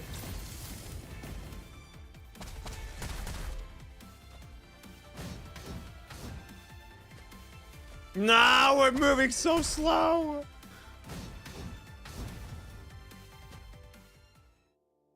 It's Gunblade Flamethrower. No! Tall Guy! We're gonna lose him! God damn it! Come on. Come on, Tall Guy, you gotta live. You must keep fighting.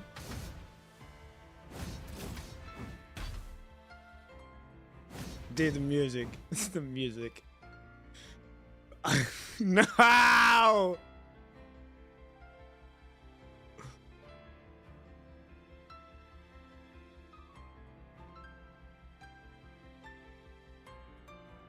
Gotta do it for Tall Guy.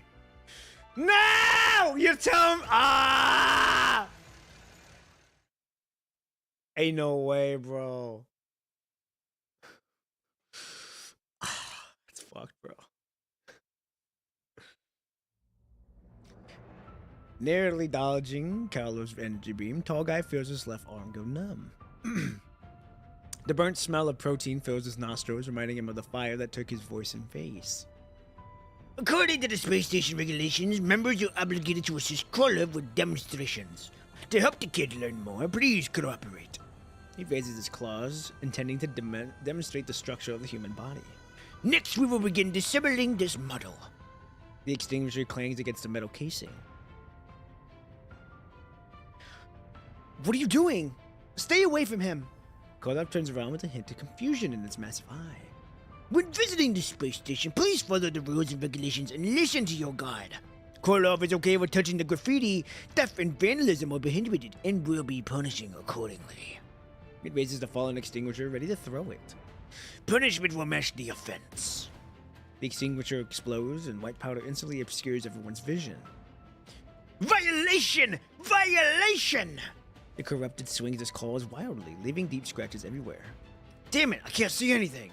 Ha! I found it. Krolov Trulia, in the 21 Celsius environment, 60% of the human body heat is dissipated through radiation. So, under thermal imaging, you can see. Clear as day. A claw pierces through the power cloud, heading toward the researcher, but it freezes in midair. An electrified cable bonded tightly, with the tall soldier pressing its full weight on the other end. Now! Tall Guy is still... Can't you see? The cable was shot from this weapon and needs to be maintained by him. If we don't leave now, we'll all die here. Damn it! I can't see anything! The green drone enters everyone's view. Is it guiding us? Wonderful! Let's go! We need an escape pod if we want to save Tall Guy. She grits her teeth and follows the drone and the two others. Damn it! The escape pods are ruined! There's a broadcast device here. Password? What's the password again? Get out of the way! The shivering Philip is pushed aside, and after the sound of keys being pressed, the broadcast device indicator turns green. Space station calling for help! We're under attack! Neither the Starship Fleet nor the spaceport responds. Space station calling for help! We're under attack! There's no reply. Please! Anyone! Please! Save us! When despair crushes reason, pleas for help turn into whimpers. The violent banging outside the safety doors that the countdown is to our doom. Please! Please! For the first time, she feels the urge to pray to a god she's never believed in. I am... Please. Save. Entering private territory. Anyone who refuses to open the door will be severely punished. Tall Guy, like bait on a fishing line, leaves bloodstains with each impact. Is there no other way? He was never a smart guy. If it were someone else, they'd have a better plan, right?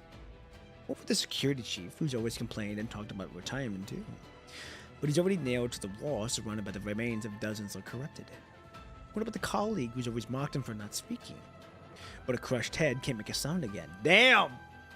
As he bleeds out, Tall Guy can feel his consciousness fading.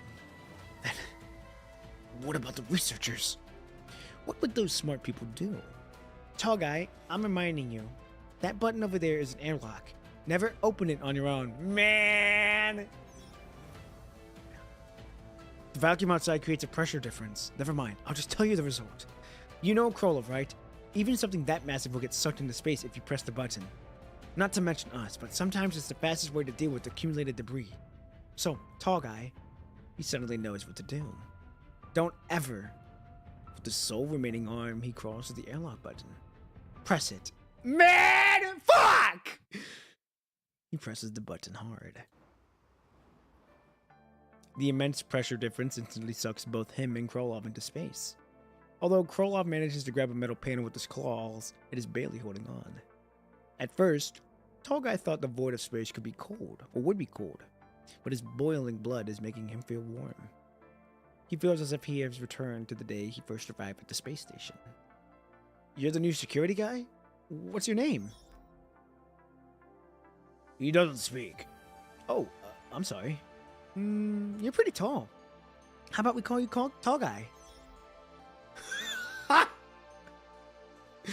If you have objections, then if you have no objections, then it's settled. Let's have a meal together and get to know each other. Dude, Tall guy!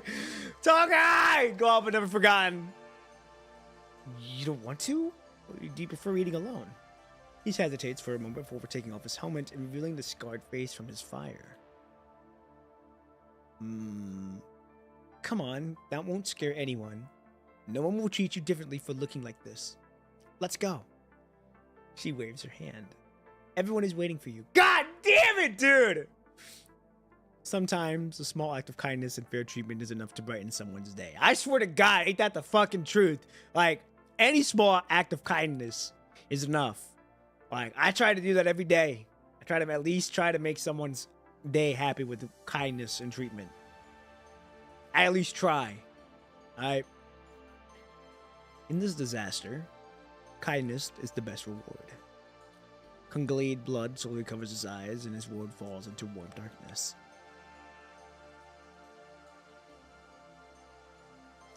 I'm so glad to hear that. After ending communication with them, everyone breathes a sigh of relief. They promise to get here as quickly as possible, and the most importantly, there will be a military construct, which means even Tall Guy can be saved. Yeah. Wait, why did the crashing sound stop? A strange feeling arises as everyone looks at the drone that has stopped moving on the floor. At some point, it has ceased to function, leaving only one final message.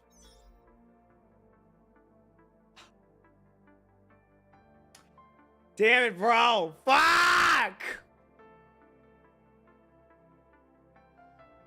Ah! Fuck, dude. The nameless soldier. Shit! Golf, I never forgotten, bro. Alright, here we go. Over 3. Fuck, man.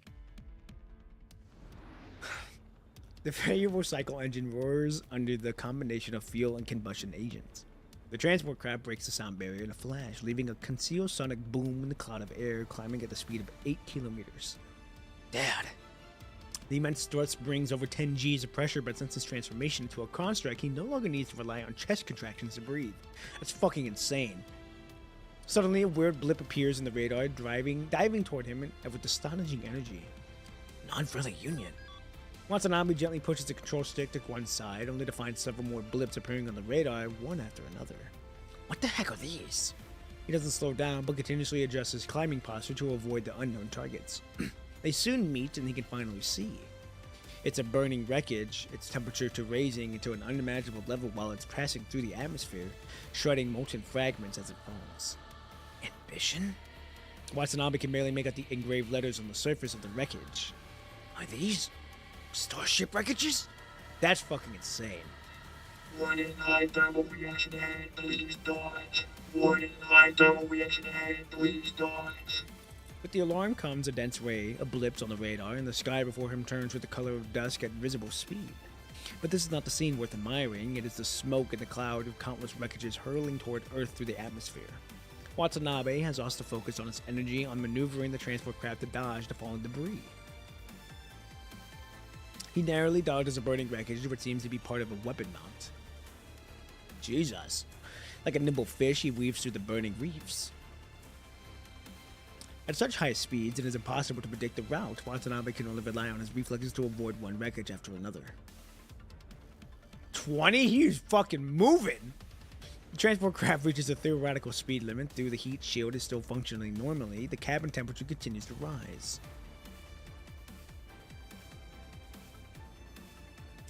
The moment the system indicates that they have broken through the atmosphere, countless flames immediately catch his eye. The shattered wreckages are either flying off in deep space or captured by Earth's gravity, turning into deadly fireballs. Now, is that why we see like all this debris from like present time when they're looking at Earth, they see all that debris? Is that from this? Tall Guy is truly a man among men. He really was. Yeah, that's why. Okay, that's what I thought. I'm like, damn. I'm like, now that I'm thinking about it, I remember them saying like all this debris. I'm like, wait a minute, is that the debris from this? That's insane. The shattered wreckages are. We got the part. The spaceport is in ruins. Anti-aircraft cannons roar silently into the void, but still can't intercept all the debris. A starship is lit in half by the violent explosion, forming a massive fireball at the explosion site. Its central core is the brightest. Outer shell looks a bit thin due to the rapid explosion, and the magnetic field is twisting into an elliptical shape like a peeled egg. We first saw stuff in Frozen Darkness. It took 30 plus chapters before we learned how it got there. Wait, we learned about that stuff in Frozen Darkness. Frozen Darkness? Is that one of the newer chapters?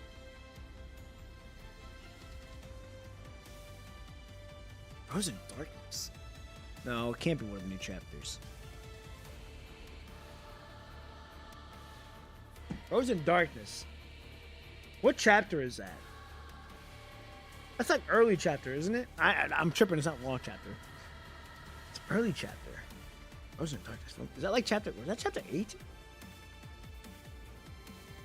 Oh, first extra chapter. Oh, okay. Okay, I was completely off. I was completely off the mark. My fault. Okay.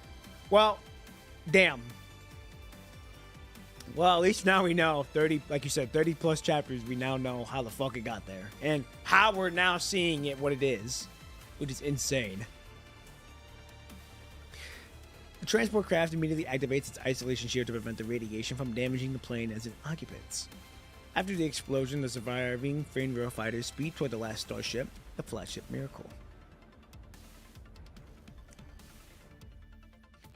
This is Watanabe of the Ground Force. Please identify yourselves.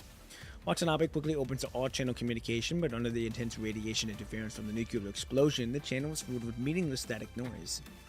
Watanabe, does the ground know our situation here? After a long while, a voice finally comes through, although severely distorted by the interference. We learned during a mission that the space fleet might be subjected to Malice commands. Relevant information is currently being synchronized with headquarters. Malice commands. So that's it. Only that could have done this. Friendly unit, please report your status. The starship went haywire. The Suicide Squad decided to stop ships by self-detonation and prevent them from reaching Babylonia. Is Shin, the command officer, still alive? He's on the list too. I'm his lieutenant. Oh boy. The channel is filled again with static noise, but Watanabe feels that even that it is fading away. The unholy stench of Gabriel's ass in space.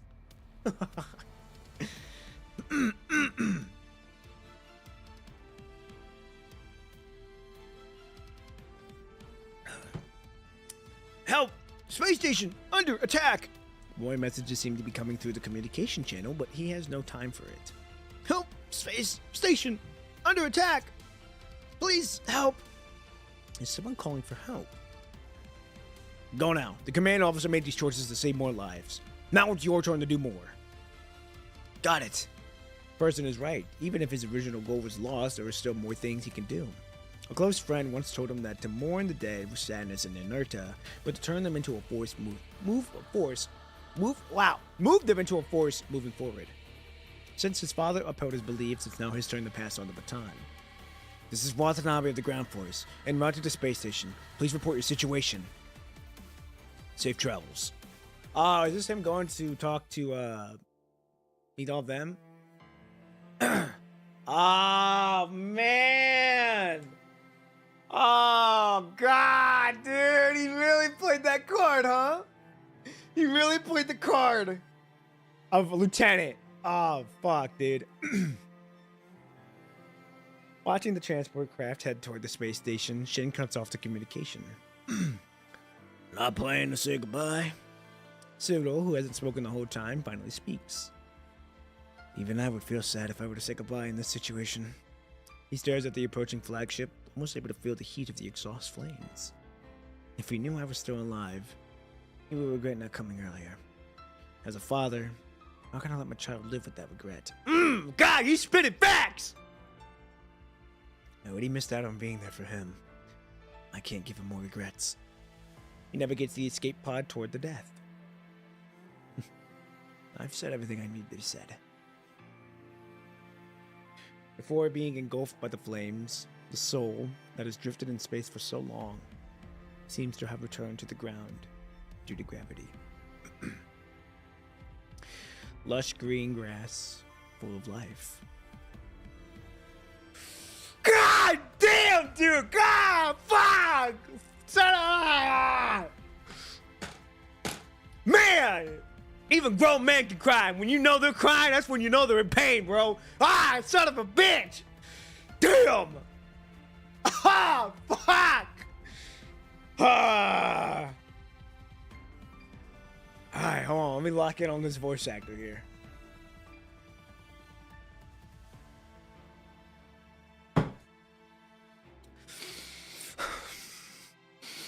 Such a beautiful planet. It's so difficult to leave it behind.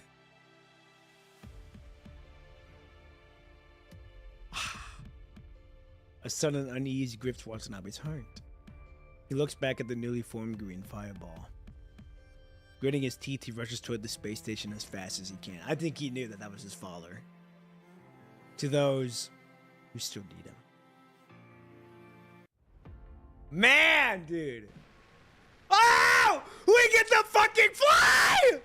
Yes, Sirski! I've done been asking this, and my answer has been answered. Come on. We rolling. We rolling. Oh, what the fuck? Ah! I don't got blue ball, bro. They don't blue ball me. What the fuck? Is this the space station? After passing through countless debris and almost reaching the space station, Watanabe finds it hard to believe that what he's seeing. The tease was pure pain. Bro, I swear, it really was, man. The once white hole is now covered in red rows of spherical structures, eerily spreading over the entire core column. As the transport craft approaches, these structures turn into unison, pointing at the remaining white parts at him like curious eyes. Whatever those things are, it's clear that the space station has been completely ruined and is no longer a human research outpost. In the sphere of vision, he sees... Man, what the fuck? Wow! Oh, dude. It's so fucking wild. They're really showing tall guy right now. Wow. He sees a drifting, lifeless remains in space. Even in death, my boy can't catch him. Can catch him. Wait, even in death, my boy can't catch him. I swear, dude. Must rescue the survivors somehow. He moves toward the location he received in the communication. I've docked. Open the hatch. All right, open the hatch now. As the isolation door opens, three pale faces appear before Watanabe. Are there other survivors? The one who looks like the leader shakes his head. We didn't encounter any other survivors. I'm afraid we're the last living souls on the space station. Are you sure?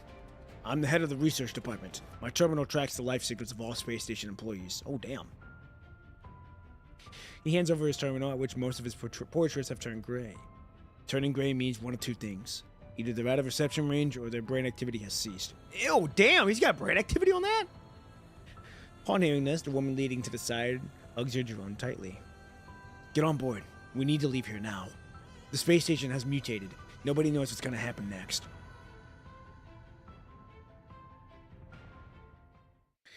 As the transport craft leaves the space station, Watanabe doesn't yet know that someday in the future he will be involved with this place again. He will? Well, where are we going? The manager asked for the sobbing Jada holding the drone and Philip comforting her. I'm just on temporary duty. Do you have a contingency plan?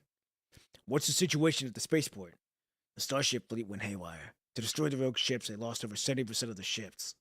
His grip on the control stick tightens. Then, where can we go? The spaceport is gone, and the starships are gone, and the space station is gone. How many people are even still alive? He doesn't have the answer to your question. All four fall silent. Project Arcadia transfer has completely collapsed under this mishap. After the heavy losses, what has humanity gained? In this lonely universe, there will no longer be grand spaceports or starships ready for battle. Humanity has taken its first step into the cosmos, only to quickly wither. And the efforts didn't even make a single ripple in this disaster. Head to Eden 2, even though it's just an empty shell now. Yeah. Watanabe changes direction and heads away from Earth. Man. Then, a shooting star catches his eye. That's the escape pod in the spaceport's module cabin. And the module was the first space station. We're not the only survivors. Each shooting star represents lives saved. His individual efforts might not make much of an impact, but those who sacrifices are never alone. Though the cost was immense, such sacrifices are never in vain. Wait, so are those like spaceports craft? Are those spaceports ships heading toward Eden 2? Though the cost was immense, such sacrifices are never in vain. We already read that part. The stars are heading toward Eden, humanity's next hope. Inheriting the will of the fallen, the shooting stars will guard humanity's last stronghold. They are both the walls and the tombstones, silently recording these people's courage and dedication. Thus, Eden will no longer be an empty shell. Babylonia, the spark will be carried onto the future. Huh. Okay then.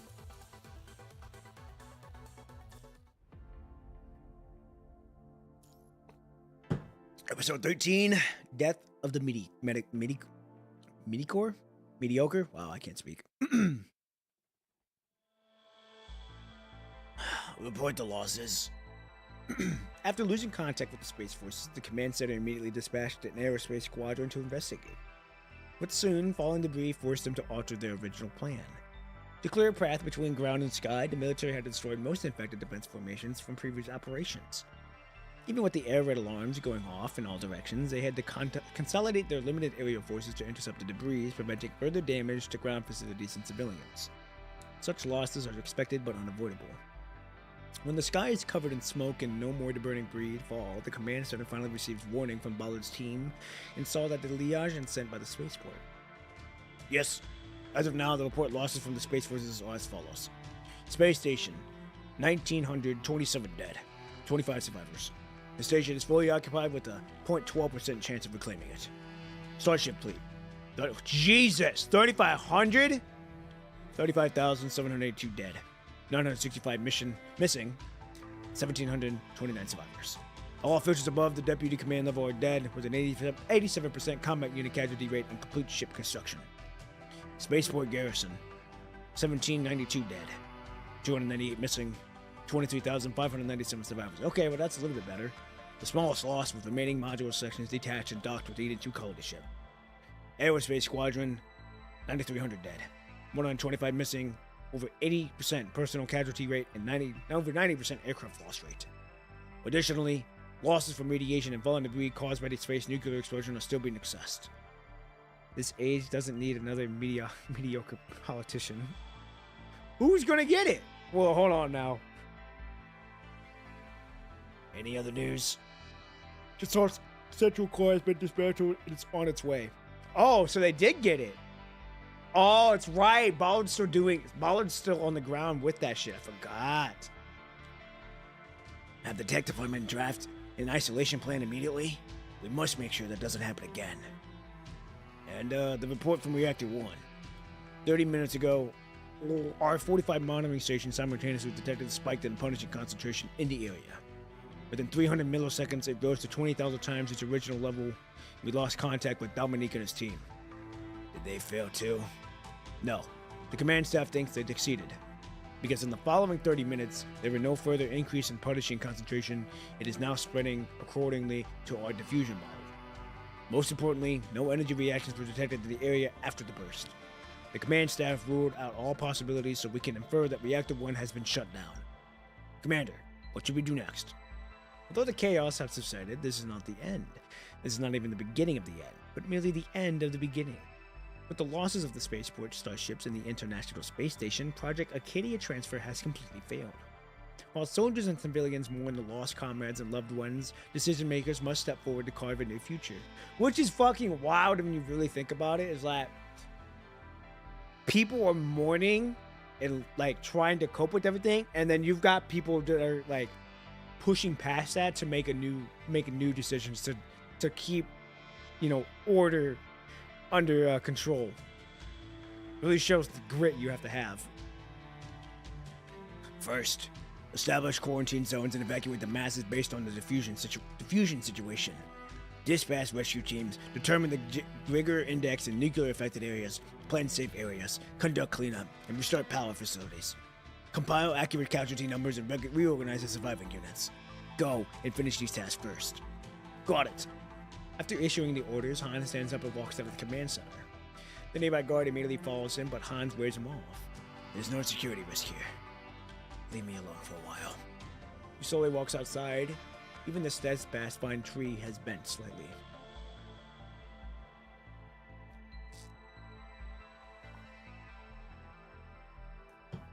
Imagine how Hans feels trying to keep it together. He literally responsible. Yeah, dude, I'm saying he's literally been through like the mud and back. He's been through hell, and he's seen the rise and fall and the rise again of humanity. All right, it's insane.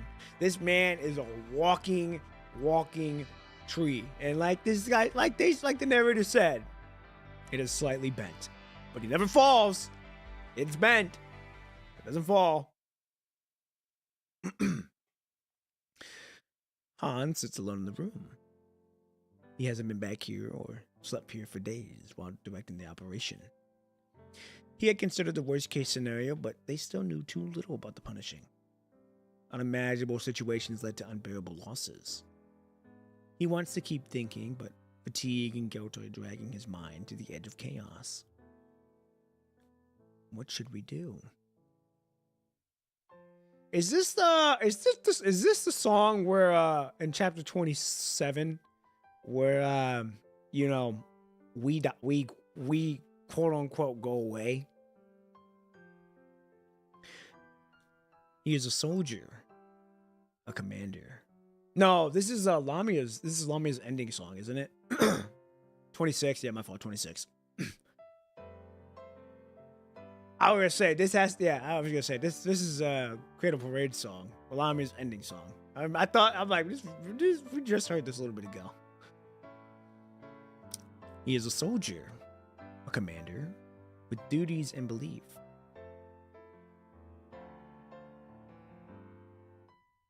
Oh, FOS Anthem. That's okay. I thought it was Lamia's like song where she was crying, but it's still the same thing technically. But man, fuck, dude, this song always brings the feel of like something bad's gonna happen, but something good comes out of it. He's also a human with flesh and blood who is unable to ignore the bloodshed behind the numbers in the reports. Did he make a mistake? Did he keep questioning himself after leaving the command room? Would different plans or even just adjusting the sequences have led to a better outcome? Perseverance, yep, exactly. They have sworn to pave the way for humanity with their flesh and blood. But that doesn't make paving the way to victory with sacrifices is the right thing to do. What should he do next? How should he face the survivors? The weighty burdens presses upon his shoulder, menacing the fracture of the resolute pine tree. Do what you want to be free? Oh, do you want to be free?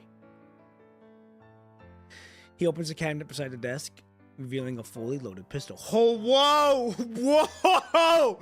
Whoa! Holy shit! Hold on now, Hans! Don't do something! Don't do this now! Hold on now! Whoa! Wow! We took a straight 180. Jesus! Oh, wow! Okay. He presses the gun against his chin. Son of a bitch! Wow!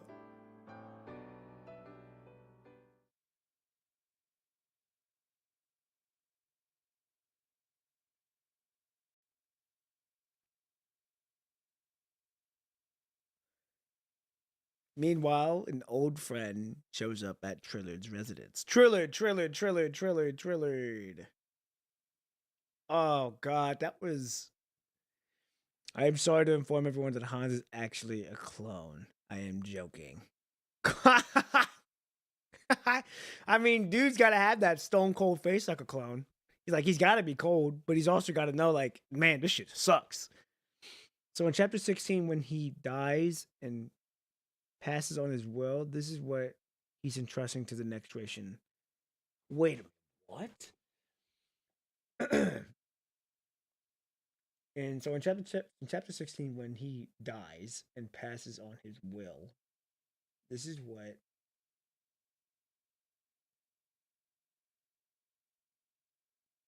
he's entrusting to the next generation. God, it's been a minute since I've done chapter 16. Hold on. Okay.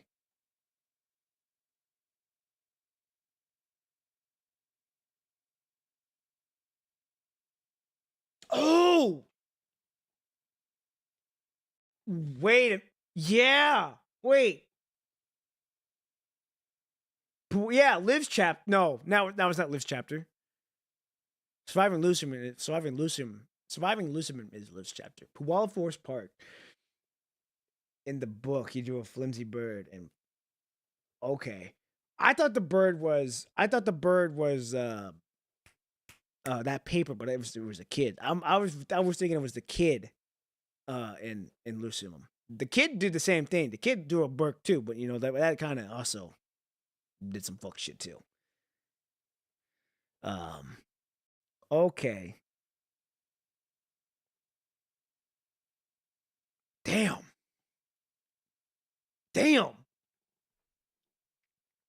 Did we see the will, or did we see the will? I don't remember if we do or not.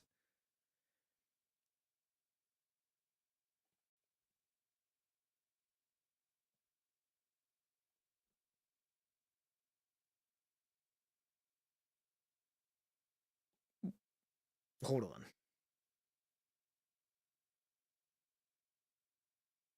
Wait a minute. Hold on. Wait. Whoa. Hold on.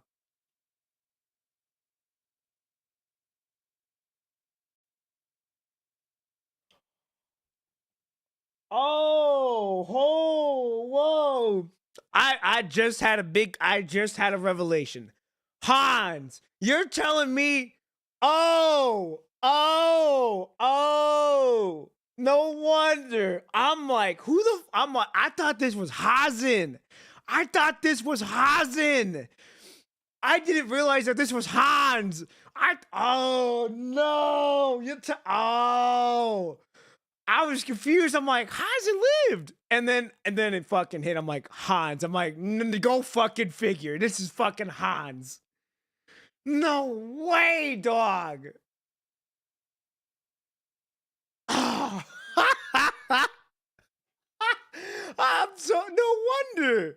I'm like, wait a minute. I'm like, this don't make sense. What? I was like, when he put the gun, you know, to do something, I'm like, okay, so this is how Hazen got his eye.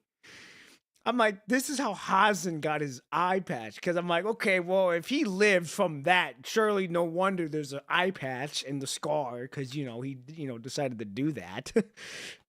But now it makes sense. It's like, Hans, I can't believe I forgot the goat like that. Man, what the fuck? Go fucking figure, man. That's insane. No wonder I was having a big old brain fart. I'm like, what is happening here? And now it clicks. So, yes, the will. Now I know what we're talking about. Fuck, dude. I can't believe I forgot the goat like that. Fuck!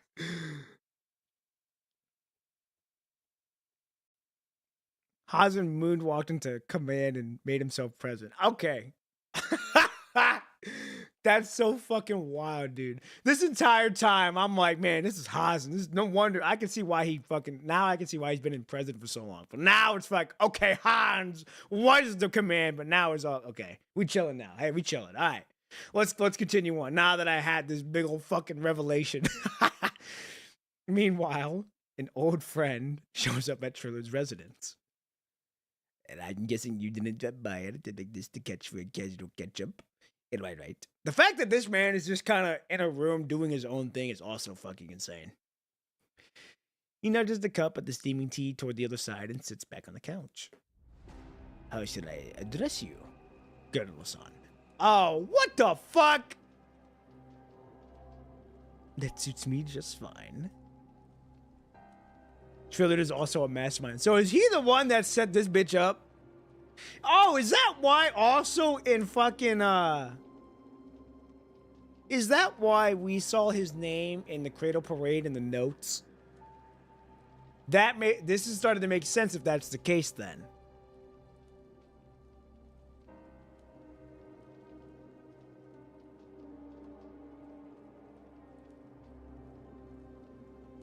Okay. He is the... Okay, here we go. Whew. The other person takes the cup, giving it a gentle swirl. Oh, hold on. That's what... Oh, okay, hold on. Whoa. We ain't about to be bringing politicians into this shit, all right? Respectfully, we're gonna shut that down, all right? We here to enjoy the time, all right? We here to enjoy the time. So yes, Ward is gonna shut that down. We're gonna continue on with the game. But Triller played a part in creating the Zero Reactor. Okay. Now, very interesting. Okay. After over 30 years of knowing each other... Oh, wait. After only 30 years of knowing each other, can't you serve me some better tea? The person's tone carries a playful demeanor, devoid of any sense of distance, as if talking to a familiar friend whom they frequently visit.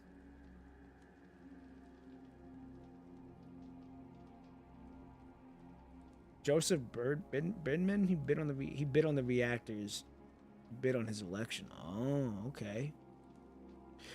Triller wears a resigned expression with a subtle undertone of teasing compliment in his voice. Like you, the big shot entrepreneur swimming in cash, I only have my salary from the world government to rely on. It's been ages since you last visited me. Many things have happened, you know. The two cunning old foxes exchange knowing smiles. Since it's a long awaited reunion, are you here to reminisce about the good old days? Let me guess.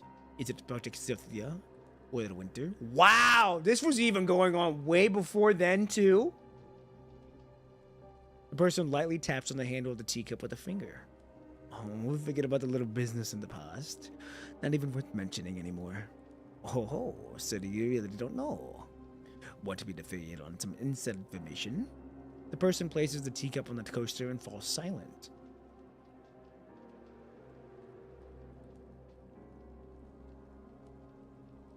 I swear to God, sometimes when I'm reading the narration, I say, is this really a gacha game because of how good it is? Yeah, dude, the story in this game is really, really good. And the writing is really, really good. Kurno is up to a lot of shady stuff during the Golden Age, even in regards to the Inver devices. They were funded by Kurno. Wow. Wait a minute, hold on. Now, does that mean that this entire time, Kurno has been funding everything up to this point? Is this what you guys were talking about, saying that I would be shocked by who was funding all of this?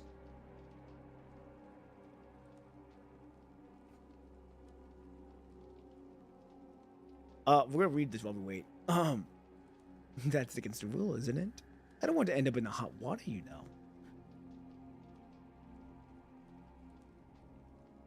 Oh, okay. Babylonia is funded by someone else. Okay. So I haven't been spooked yet. Okay. Well, okay. I haven't been spooked yet. All right. No spoilers on that then, on who that person is. All right. Even if they had, okay, so they've done, so Kurno's been doing both sides. So they've done both sides on both, playing both parts. Okay. I'm gonna take a wild guess. I ain't gonna say, but I have a wild guess on who might be funding Babylonia. I'm gonna just shoot it out the wind. All right. Don't even say if I'm right or wrong. Just don't even answer. Don't even comment on it, all right? I'm just gonna go on a wild guess here. Maybe. Now this is, like I said, it's really out the way. I'm gonna say it's probably Rosa. I'm gonna say Rosa's maybe doing this. Maybe it was Rosa funding this project this entire time. Here we go. I'm a law-abiding taxpayer.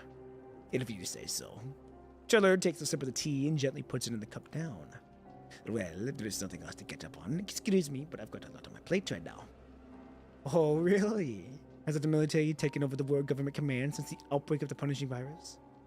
You haven't made a public appearance in a while as the president of the world government, right? Seemingly casual words slither into Triller's heart, much like a snake's tongue. Is it a special treatment? After all, signing documents is more enough for me. My old bones can't handle the front lines anymore. The person sitting opposite lets out a chuckle. Of course. Signing documents is also very important to do. Just like fighting the punishing virus, maintaining government operations, and ensuring people's lives aren't a walk in the park. But you and I both know, the more ordinary the task, the more easily it gets overlooked. People tend to remember the changes you've made, not the things you've maintained. While they mourn the sacrifices of soldiers, how many actually remember those who toil for daily necessities? Even though the latter is closely related to the lives. Among the seemingly ordinary words lay the most venomous and contemptuous provocation. Wow, I cannot speak. Everyone has their roles to play. For us, staying behind the scenes is the best outcome. Moreover, Hans is my friend. I placed all my trust in him. Oh, come on now, my friend. Cut it out with the old jokes. The person speaks in a pretentious tone. What does pretentious tone mean? Criticizing people who act the way they are more important now. A sense of exaggeration. Okay. People like us only trust ourselves in established facts. What if we're not the same? Is this your way of showing humor? Trillard offers no response. For us, words are just curtains covering our true intentions. What we say never matters. It is our actions that truly reveal our hearts. If you truly didn't care, you wouldn't be so eagerly pushing for Project Eden or implementing the Hiring Act to secure your re-election. For that, we are all grateful.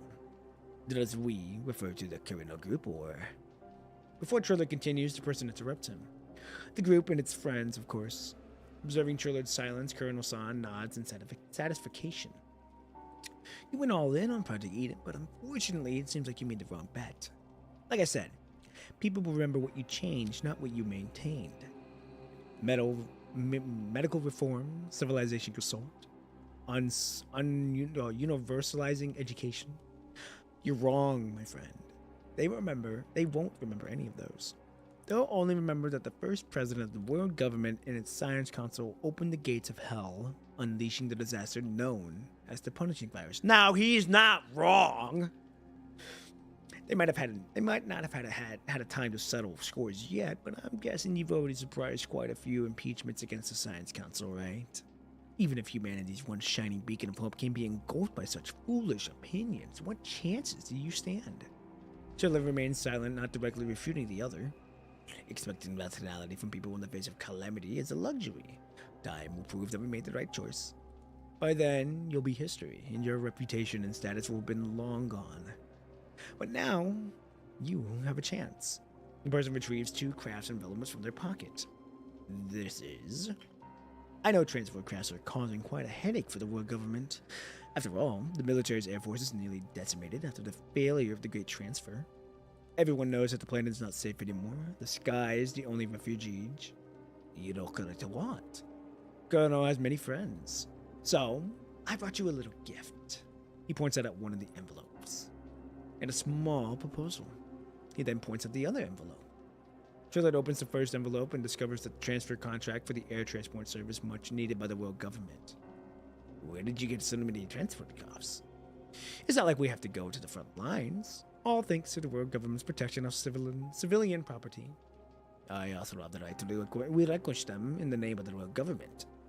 At a time like this, no, you're not going to pour gasoline onto the fire after such a major defeat. Things on the front lines are tough, though. And the rear isn't any better. You wouldn't want to get people the wrong idea now, would you? Does the world government still have enough manpower to handle riots? This guy is playing chess. He is out here playing poker on top of that. He's making calculations and putting risk out on the top. Woohoo! He silently opens the other envelope, revealing the list of names. After a mere glance at the first page, he sets the list aside. That's too many positions you're asking for. My friend, I'm a businessman. Getting to the bottom line of a deal is second nature to me. So don't even bother with your negotiation tactics. Moreover, this isn't just a proposal, it's an invitation. An invitation? You know, there's an old saying, a smart bird picks its perch, and a wise minister picks their ruler. The era of the Science Council is over, but I don't believe the next era belongs to you. If you sign the contract, it will belong to us. Not just me, but us. So I'm assuming two things here. One, I think he clearly ends up signing both documents, which puts Kurano, Dr. Pikmin, I'm assuming, into the position of the Star of Life head of chief. And we also get to see the Great Arcadia evacuation was taking place here on top of that, which is why he has all those transport crafts. So if he signs it, he can bring civilians into Babylonia, which I'm assuming does go into the history of the Great Arcadia evacuation, or whatever the fuck it's called. You'll soon be the big shot president dominating the world politics, not some loser that everyone despises. The change in Trillard's expression doesn't escape Colonel Sam's notice. Even if I were to agree, it's not possible to replace all these positions at once. The president powers has its limits. Everything will follow the rules, just like our previous collaborations. Hearing this, Trillard narrows his eyes. Your reach extends quite far. Further than you think. In the face of calamity, not everyone is as stubborn as Hans. With that said, he chuckles softly. He's likely an unwavering pine tree, refusing to bend refusing to bend even when all leaves have fallen and its vitality has faded away. But most people are just like grass, swaying whichever direction the wind blows. That's why we have quite a few potential allies on our side. So which category do you fall into? I need a list of collaborators.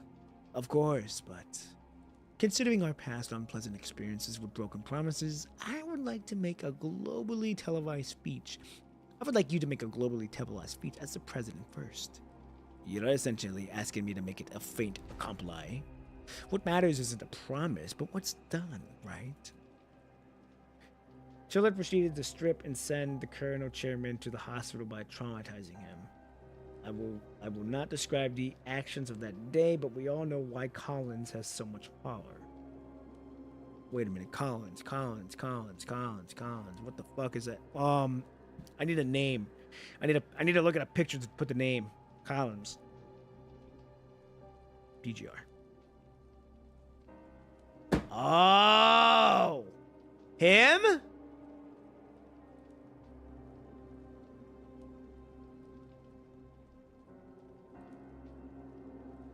Really? So that's why the world, I'm assuming Babylonia is like kind of has to be at the beck and call because Collins, has that much leeway. So I guess essentially he inherited Dr. Pikmin's people, in a sense. That's interesting. I'm gonna be sad when I finish the main story of the game. Hey.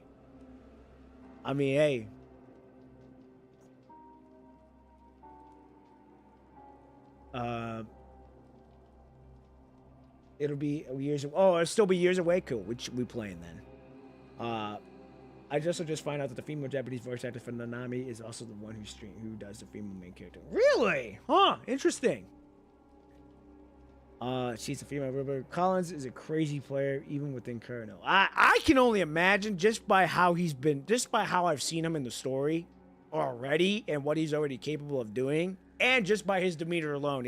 It reminds me of Dr. Pikmin, just on a more crazier level, but with the same intelligence and knowledge as Dr. Pikmin, which is fucking insane.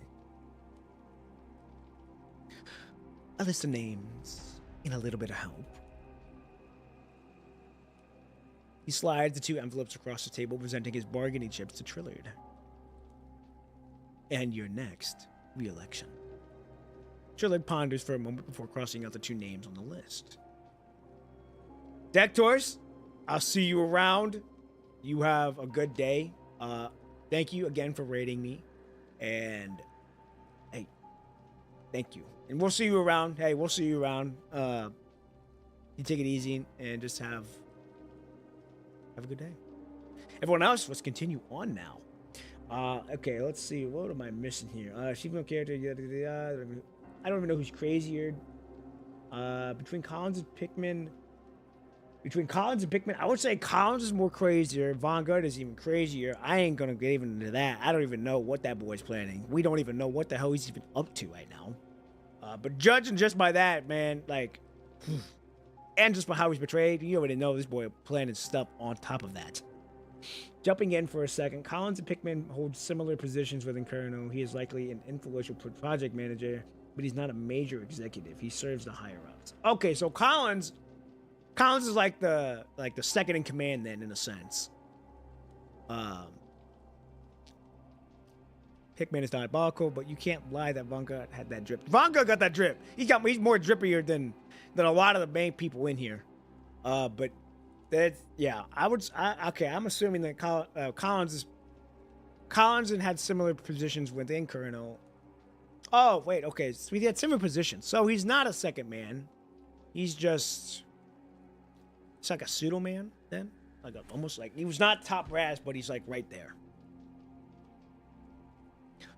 I can't meddle with the military. Hans has too much influence there. Colonel Son frowns, waiting for him to continue.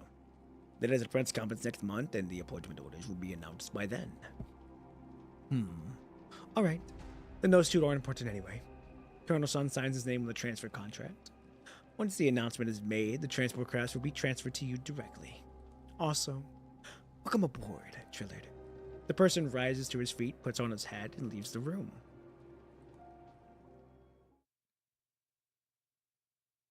One month later, a hard blow lands on Trillard's face, sending him tumbling to the ground. Ah, dude, look at that! Now I know it's Hans, because he's got gray hair. I wish I had this coat anyways. Hello, I'm temporarily free from school. Hey, Shark Face, hello. Welcome. That being said, Collins is pretty crazy, even for a project manager. Underestimating Collins is a bad idea anyway. Yeah, you underestimate him, he'll come back, and he'll fuck you up. Okay, now that I know it's Hans, I can go do his voice.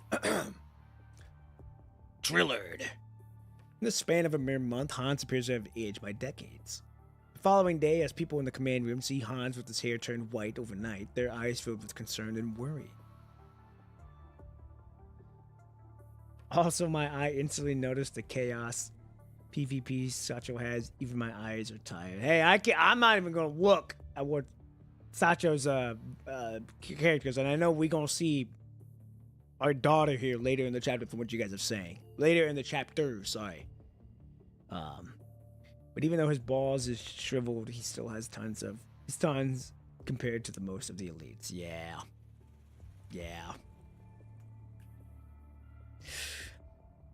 If those soldiers have become bargaining chips for the future, then he would really place himself in the wager too. He won't. He's just built different. He is. He won't and can't dishonor the lives lost by this coming guilt and avoidances. He will use himself as a bargaining chip wisely, letting him serve its purpose and die with dignity. Clearly, finding it easy to way through suicide won't be wise use of that. But he didn't expect someone to desert their ground already. What the hell is going on? When these concluders were thrown into prison on false charges, when Trillard announced the nearly appointments at the press conference, Hans was consumed by an anger greater than ever. He never expected that Trillard would be on the one to betray them first. Hans, we need those transport crafts, but you're overthrowing the future of the Parliament. You know the consequences of the world government falls into their hands. Trillard says silent for a long time before finally speaking. Hans, our dreams are shattered. It's time to face reality. You son of a... Trillard is punched once more, and the bodyguard standing aside can no longer hold himself back, intervening to stop Hans. Sir, if you persist with this course of action, you will be perceived as assaulting the president. Do you have anything else to say to me? Trillard remains silent. Let go. I can walk on my own. Hans turns to leave the room with the door slammed shut behind him.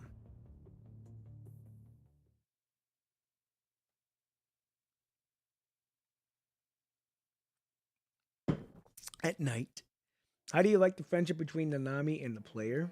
I really like the friendship between us. I hope we interact with her more in her new chapter that just released. Only time will tell. I don't know, but I hope. After giving his final instruction, Triller dismisses the young man in front of him. He retrieves some tools and starts meticulously cleaning his room where he has dedicated nearly 20 years of his life.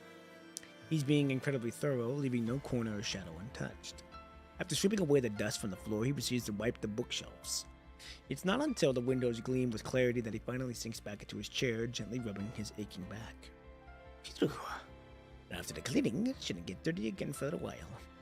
As he gazes at the moonlight streaming through the window, for some inexplicable reason, the memory of raising a toast with Han floods his mind. To tomorrow. To tomorrow. He never forgets the exhilaration of gazing at the stars, and at that very moment he realized that this was the cause he would dedicate his life to. He wants to lead humanity out of the solar system and continue writing their legend in the universe. We're on episode 27. We're on Aeon Reforged. We're not even halfway through yet, so you're not missing much. We're still on the past of learning the golden age of how Babylonia came to be. He wants to leave. Oh, wait, it's a mark. He wants to explain to his best friend to bid a dignified farewell, but he can't.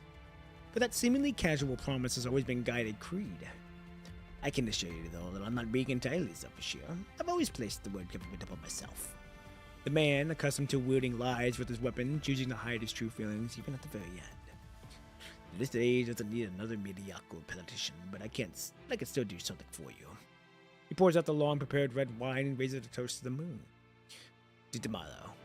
The red liquid in the glass is down in one gulp.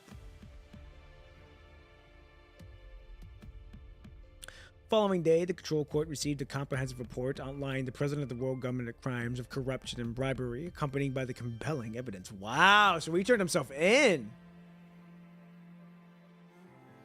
When the members of the Control Court broke into Trillard's office, they found him already dead. Oh! Wow. Never mind, he didn't turn himself in. He went into the afterlife. The wine glass beside him tested positive for cyanide, consistent with the presumed cause of his death. Wow. Meanwhile, the evidence presented in the report has verified as authentic. Trillard did the one thing no politician could ever do.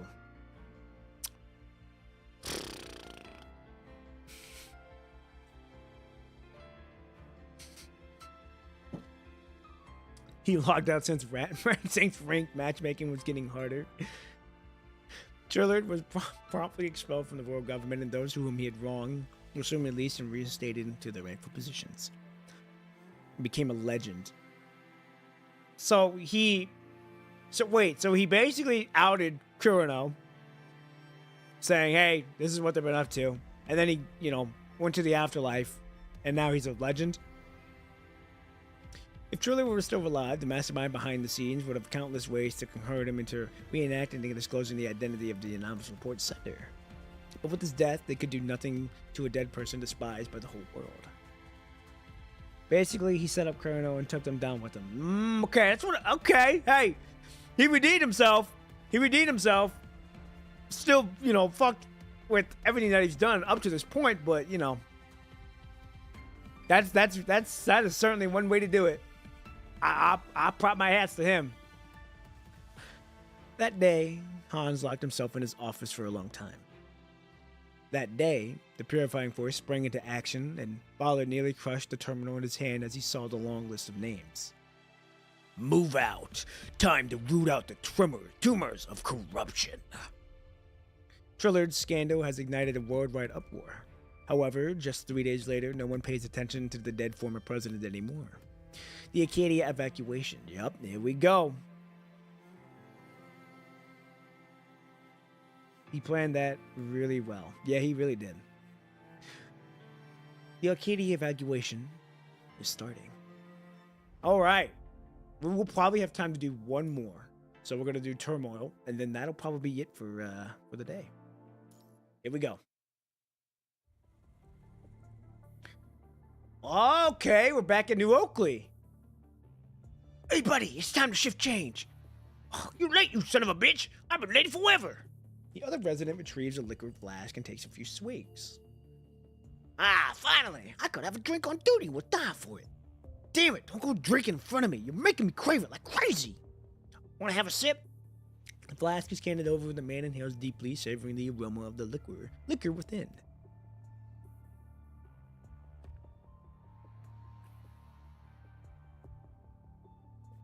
Wow! The what?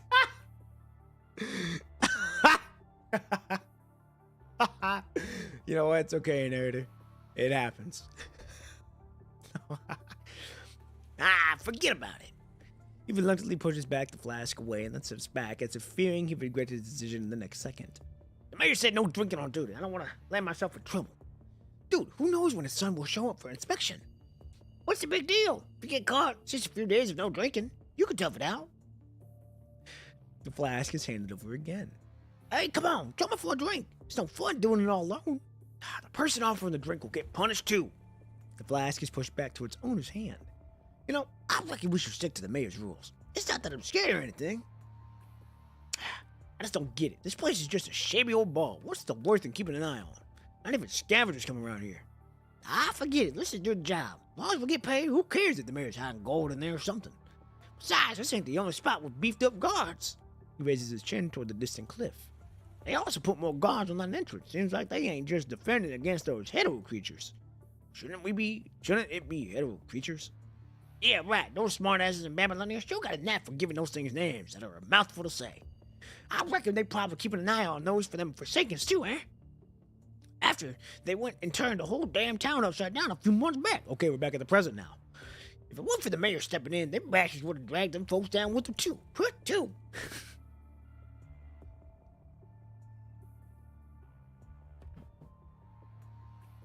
The only thing in my head right now is Grave, Aving, Nanami, and Chaos. Well, it ain't that fine example of non-interference deal or whatever. Just look at what happened. The mayor was boiling bad back then. I thought he started vaporizing right then and there. You even know about this vaporizing world? I don't go to school for a little while, even though I only graduated from primary school. Help me read this, will ya? The man takes out a newspaper and directs the companion's attention to the headline on top of the page. Man, you didn't even make it through preschool, huh? Let me see. That belongs to the not forsaken, our most trusted leader, Watanabe. Shit! He snatches the newspaper, accidentally spilling some of his drink on the ground, yet paying no mind to the mishap he reads intently. Hey, not the drink! Why are you getting all riled up? It's just some kind of kicking in the bucket, ain't usual, ain't it? Ain't nothing unusual these days. Where did you get this? The wind blew it over. Huh? What you got all riled up for, huh? The wind blew that thing right in my face. Then stick to your duty. I'll report this to the mayor. He hastily tucks his newspaper into his coat and dashes off to the other end of the town as fast as he can. The only thing in my head right now, I used to be a creep person. That's on my head right now until I met Ishmael. What do you mean by that?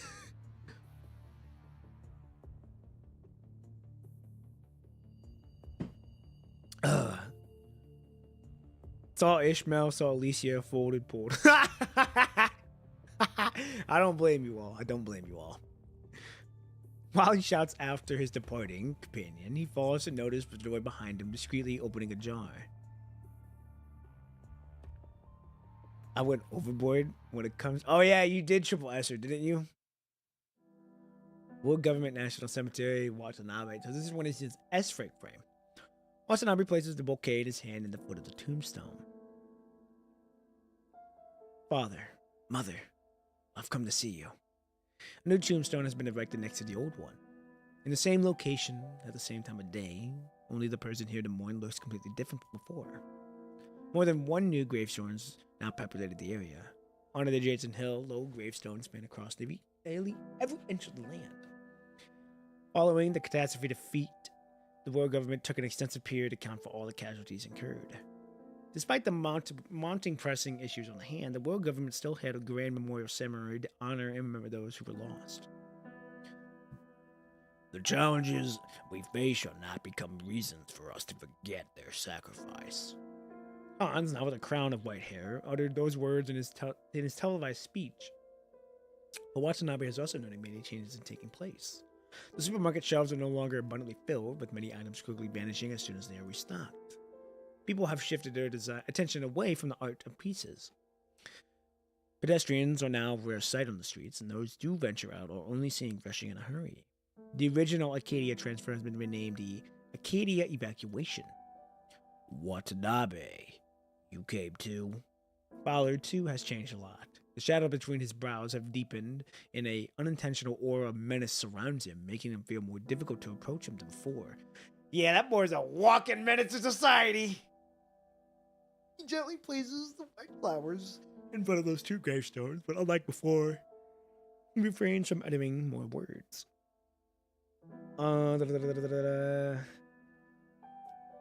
Maybe it's a higher will of the greater ones, though I wish we get Office Lady skin for Ishmael. If we get an Office Lady for Ishmael, people are gonna go crazy for that.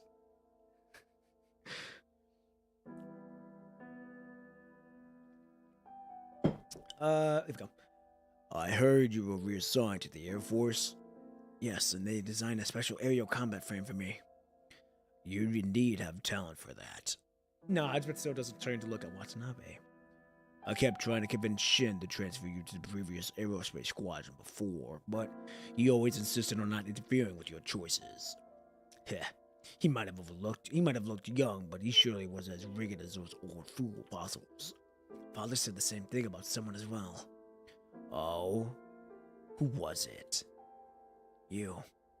He said that you're the kind of person who doesn't tolerate any nonsense. Once you make up your mind, you'll disregard everything else, and no one can sway your opinion. Father finally shifts his gaze from the gravestones and turns to look at Watanabe. Did he really say that? Watanabe nods. He had quite the knack for seeing through people. The shared topic dissolves a subtle estrangement between the two, and as a result, Ballard's brows relax ever so slightly. After changing your frame, did they correct the color of your eye? Can't make the same mistake twice, can they? I asked him to keep it. I'm used to it, and I kind of like it this way. With this eye that doesn't belong to me, I can see the world for them. Though it's not perfect, it's not bad at all. Don't dwell too much on the past. There's only so much one can hold on to. Of course, I won't stop moving forward because of it. They're never a burden to begin with, but my motivation to keep going. Oh yeah! I heard you're also in charge of transporting Gestalt Central Core this time. I'm not the only one. You even know about that? This mission involves more than just the Air Force. The Purifying Force will also take action. Could it be? Thinking of the redundant rumors about the Purifying Force, Watanabe frowns. Don't overthink it. Leave those despicable opportunists to us. But I've also heard that sometimes the Purifying Force methods tend to be a bit extreme. Desperate times call for desperate measures. There's no need to hold back against those guys anyways. Who's he referring to? Also, I know that he's part of the Purifying. He's the captain of the Purifying Force now. The Central Core will be sent to Eden too, right? It's now called Babylonia. Ballard, do you think what we're doing is the right thing? What do you mean? What am I missing here? Getting another coating, inherited but not sure. You guys seen Selena's wedding coating? I have not seen Selena's wedding coating. Kyoto knows how to open our wallets. Selena's getting a Japanese wedding outfit. I heard rumors that she was getting one, but I didn't know if it was confirmed. Nor have I seen it either. Will it have a special side story similar to Love's Dawn? I heard it's a gotcha skin, so likely. Yep, time to go broke. Okay. I am sorry, Poppin, but I was told you were to be arrested and forced to drink milk. Orders from Jatave. I mean, I don't mind milk. I like milk. I don't mind. I can drink milk. I drink milk pretty much every day when I get home from work. I'm like, I need a glass of milk. Down that shit, right down real quick. I like milk. Okay. We have both witnessed Gasol's riot and to know the direct cause of the current situation, yet those powers choose to hide it. Even they conducted months-long inspections and implemented quarantine measures, and they still decide to rely on this flawed thing? You'll just be giving Poppin a strength potion. You really will. You give me some milk too, that milk will be gone. So will those cookies. I understand that they're probably out of options. Babylonia operations need consultants for support. It's all around that Lucia will get a summer skin, and it's unfortunately paid. Oh, Lucia's getting a summer skin too? God damn! They're giving their mascot everything. Silence lingers between them for long before Ballard finally speaks. I meant to let you figure it out on your own, but now that you're asking. He lets out a soft sigh. Watanabe, you can't save everyone as a soldier. The true arbiters of fate affecting the majority are often the leaders who make decisions. Unlike soldiers, those who assume such positions are bound to shoulder the lives of their followers. So they must use everything they can, unite everyone they can, and defeat everything they must. As for whether it's right or wrong, how could we, who are in the midst of it all, pass judgment? Everything can only be left to history in the future. For now, it all comes down to our stance. If you wish to say beyond what lies before your eyes, then it's time to begin thinking more. Feel more. Think about what else you could do and influence. So I'm assuming this is when Watanabe starts to teeter-tot between creating the Forsaken and staying with Babylonia. But there's one thing for sure, whether as a soldier or as a leader. When we fight for those who can't speak for themselves, we are strong. He wants to say something, but the storm of thoughts swirls within him, hindering him from articulating any coherent words. I need to go meet with the team. In the end, he can only find an excuse to leave. All right, get going. I still have a few more friends to visit. Ballard looks up at the tombstones on the nearby hill.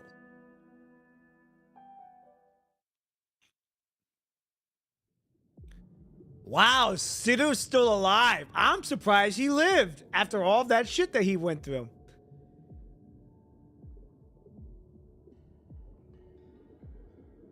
I'll be giving off the street. I'm so free to play. I spent a lot, but I need to be strong. I quit all my other gotchas with PGR, so yeah. Damn! Hey, you're committed to the game. I can commend that. Quite an unconventional meeting. Location you picked. It's pretty reasonable for two soldiers to have a small talk when they meet at a cemetery, isn't it? When did you learn to pull this kind of trick? Just get to the point. Hans is dying. The blueprint statement leaves Cyril dumbfounded. What did you just say? He was secretly sent to the hospital last night and hasn't returned to his post yet this morning. His lieutenant is in command now, and many have already started speculating about his whereabouts. Could it be? Ballard shakes his head. Hans isn't someone who they can deal with that way. Well, what are they talking about here? Given to whether his position as the military commander or his personal prestige. If they want to get rid of him through assassination, it won't be easy to cover up with just some small fry taking the blame.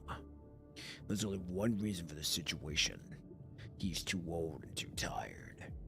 Since the failure of the Great Transfer, he's been under unimaginable pressure. During the planning of the Arcadia evacuation, every decision has been tormenting his conscience, but he can't question it or allow his guilt to consume him.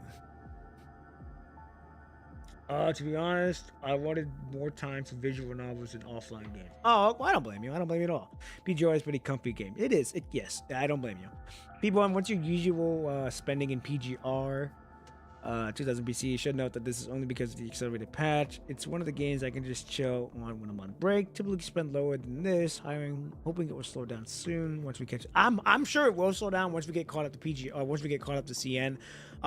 My usual spending ever since the patch has been going on, I haven't really spent nada, like not really much.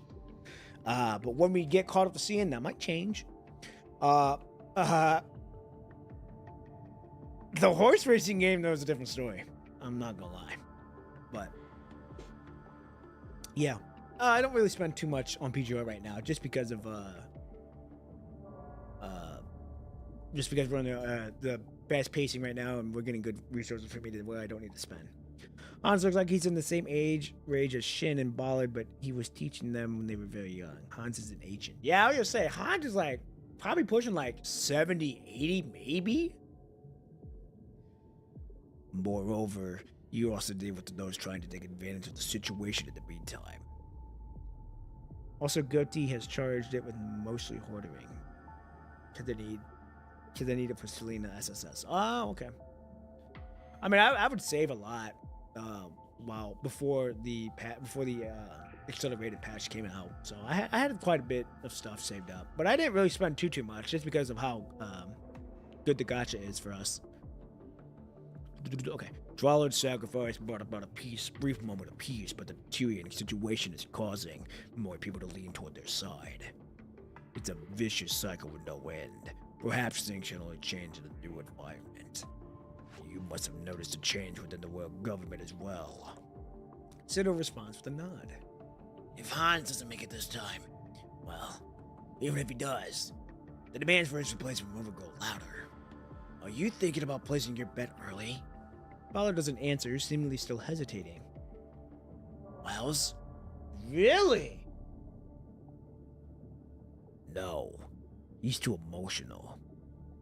Smith? I don't know who Smith is.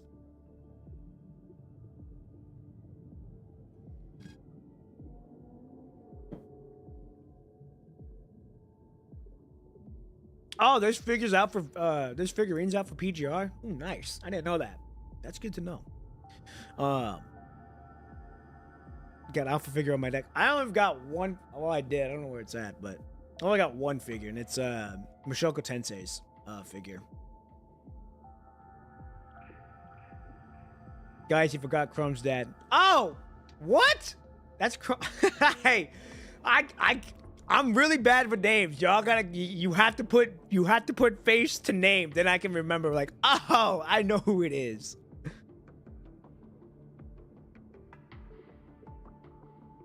Okay, too young to command respect. Then, Nikolai? This time, Bala doesn't offer a response immediately. After a long pause, he shakes his head. It's still too early. Looks like we have to go with our safety precautions ahead of time. Are you sure about that? Yes. Bala looks up, his eyes devoid of any lingering hesitation. To prevent soldiers from becoming tools and to defend the final glory. We need to start gathering our forces.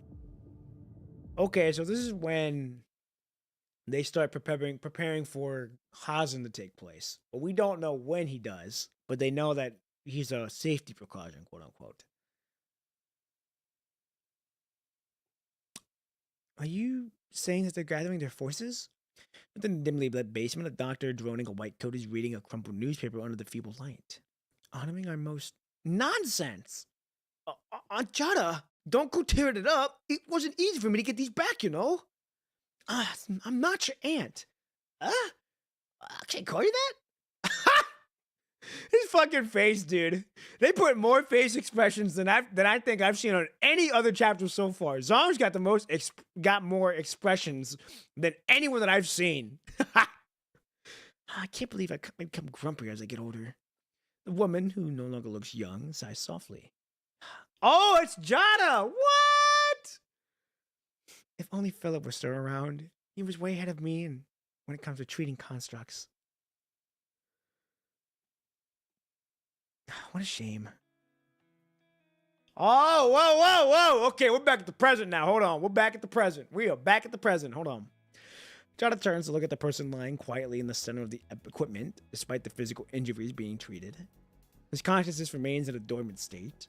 I've been saved twice now, counting what went down in the Puwala Forest Park, but I can't even get that guy to wake up. Damn, she was in the Puwala Forest Park too? That's fucking wild. It's not your fault, Aunt Jada. I heard you used to be a designer. What you've done so far is already pretty impressive. Which researcher from the post-pandemic age isn't a jack of all trades? I'm probably the worst of them. No wonder I ended up getting abandoned. Says Jada in frustration. Well. The red-haired soldier finds himself at a loss, not knowing what to say. So he decisively seeks help from the other person present. Commandant, say something too. Hey! Here we are! We're finally here! Our time is shown! Our time is here! Our time is now! Sitting on the makeshift bed, you put down the newspaper. Let me connect with him one more time. Can you still handle it? Jada extends her arm to the point of your nose, indicating her concern. Don't worry about me. You wipe away the blood from the previous long, deep mind connection. Your fingers see thin and delicate. Okay, so you're telling me that we ourselves have been knowing the path, knowing all this shit from the get-go. Interesting. We're racing against time.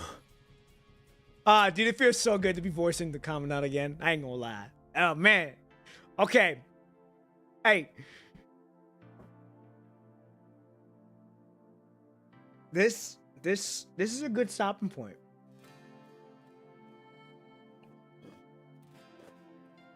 Okay. This is a good time. All right, as much as I would... Oh, we're halfway. We're officially halfway. We made really good headway. If we're halfway now, that's a good sign. So, hey, as much as I would like to keep going, I gotta get ready for work. Now, going on for Saturday. Saturday will probably be 3 hours. Just because I've got a packed day. I've got 2 birthdays that I gotta get to. But this is good. We made good headway. It's very interesting that now the Commandant knows everything that's been happening from the past. Now, I ain't gonna lie, when I was reading all this, I'm like, I really don't know how the fuck I'm gonna make the short film, knowing that half of this story is about the past. But now knowing that we were connected to the Inver device, it kind of shows I can now play off of that a little bit. For sure.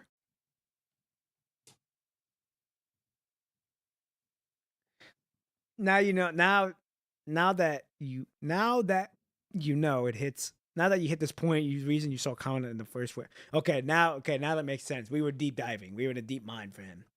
This makes more sense. Now I can play off the short film a little bit easier, knowing that okay, it's gonna be a bit easier for me to make the short film because, like I said in the beginning, I did not know how the fuck I was gonna do this short film. As I'm reading half of this shit, I'm like, I really don't know how the fuck this is gonna work. I don't know what I'm gonna do here. But now that I know that we were in a deep mind connection, this kind of makes it a little bit easier for me to go off of. Now, granted, I still gotta do chapter 26's chapter, which, like I said, is still in the works. But makes it easier moving forward for chapter 27 for sure. But hey, this has been a great stream, everybody. Thank you all for coming. Like I said, we've all made great headway so far. Y'all see me making good headway. Not as big. Now, some big revelations for sure happen. Not as big as I thought, but hey, big reactions. No, not big revelations nonetheless. Either way, so it's been good so far. So anyhow, I'm gonna get on out of here. I'm gonna get ready for work. Everyone, again, thank you for watching. You did not have to watch me today, but you decided to use your time, your precious time, to watch, and I don't take that for granted whatsoever. So, anywho, ladies and gentlemen, Saturday, 6 a.m. All right, we will be attempting to finish chapter 27, and who knows? I may just say fuck it and continue to just push on through like we did last week. We're gonna see though. We're gonna see. Anywho, I'm out of here, ladies and gentlemen. Have a good Thursday. And again, I'll see you all Saturday morning, 6 a.m. I'm out. Peace.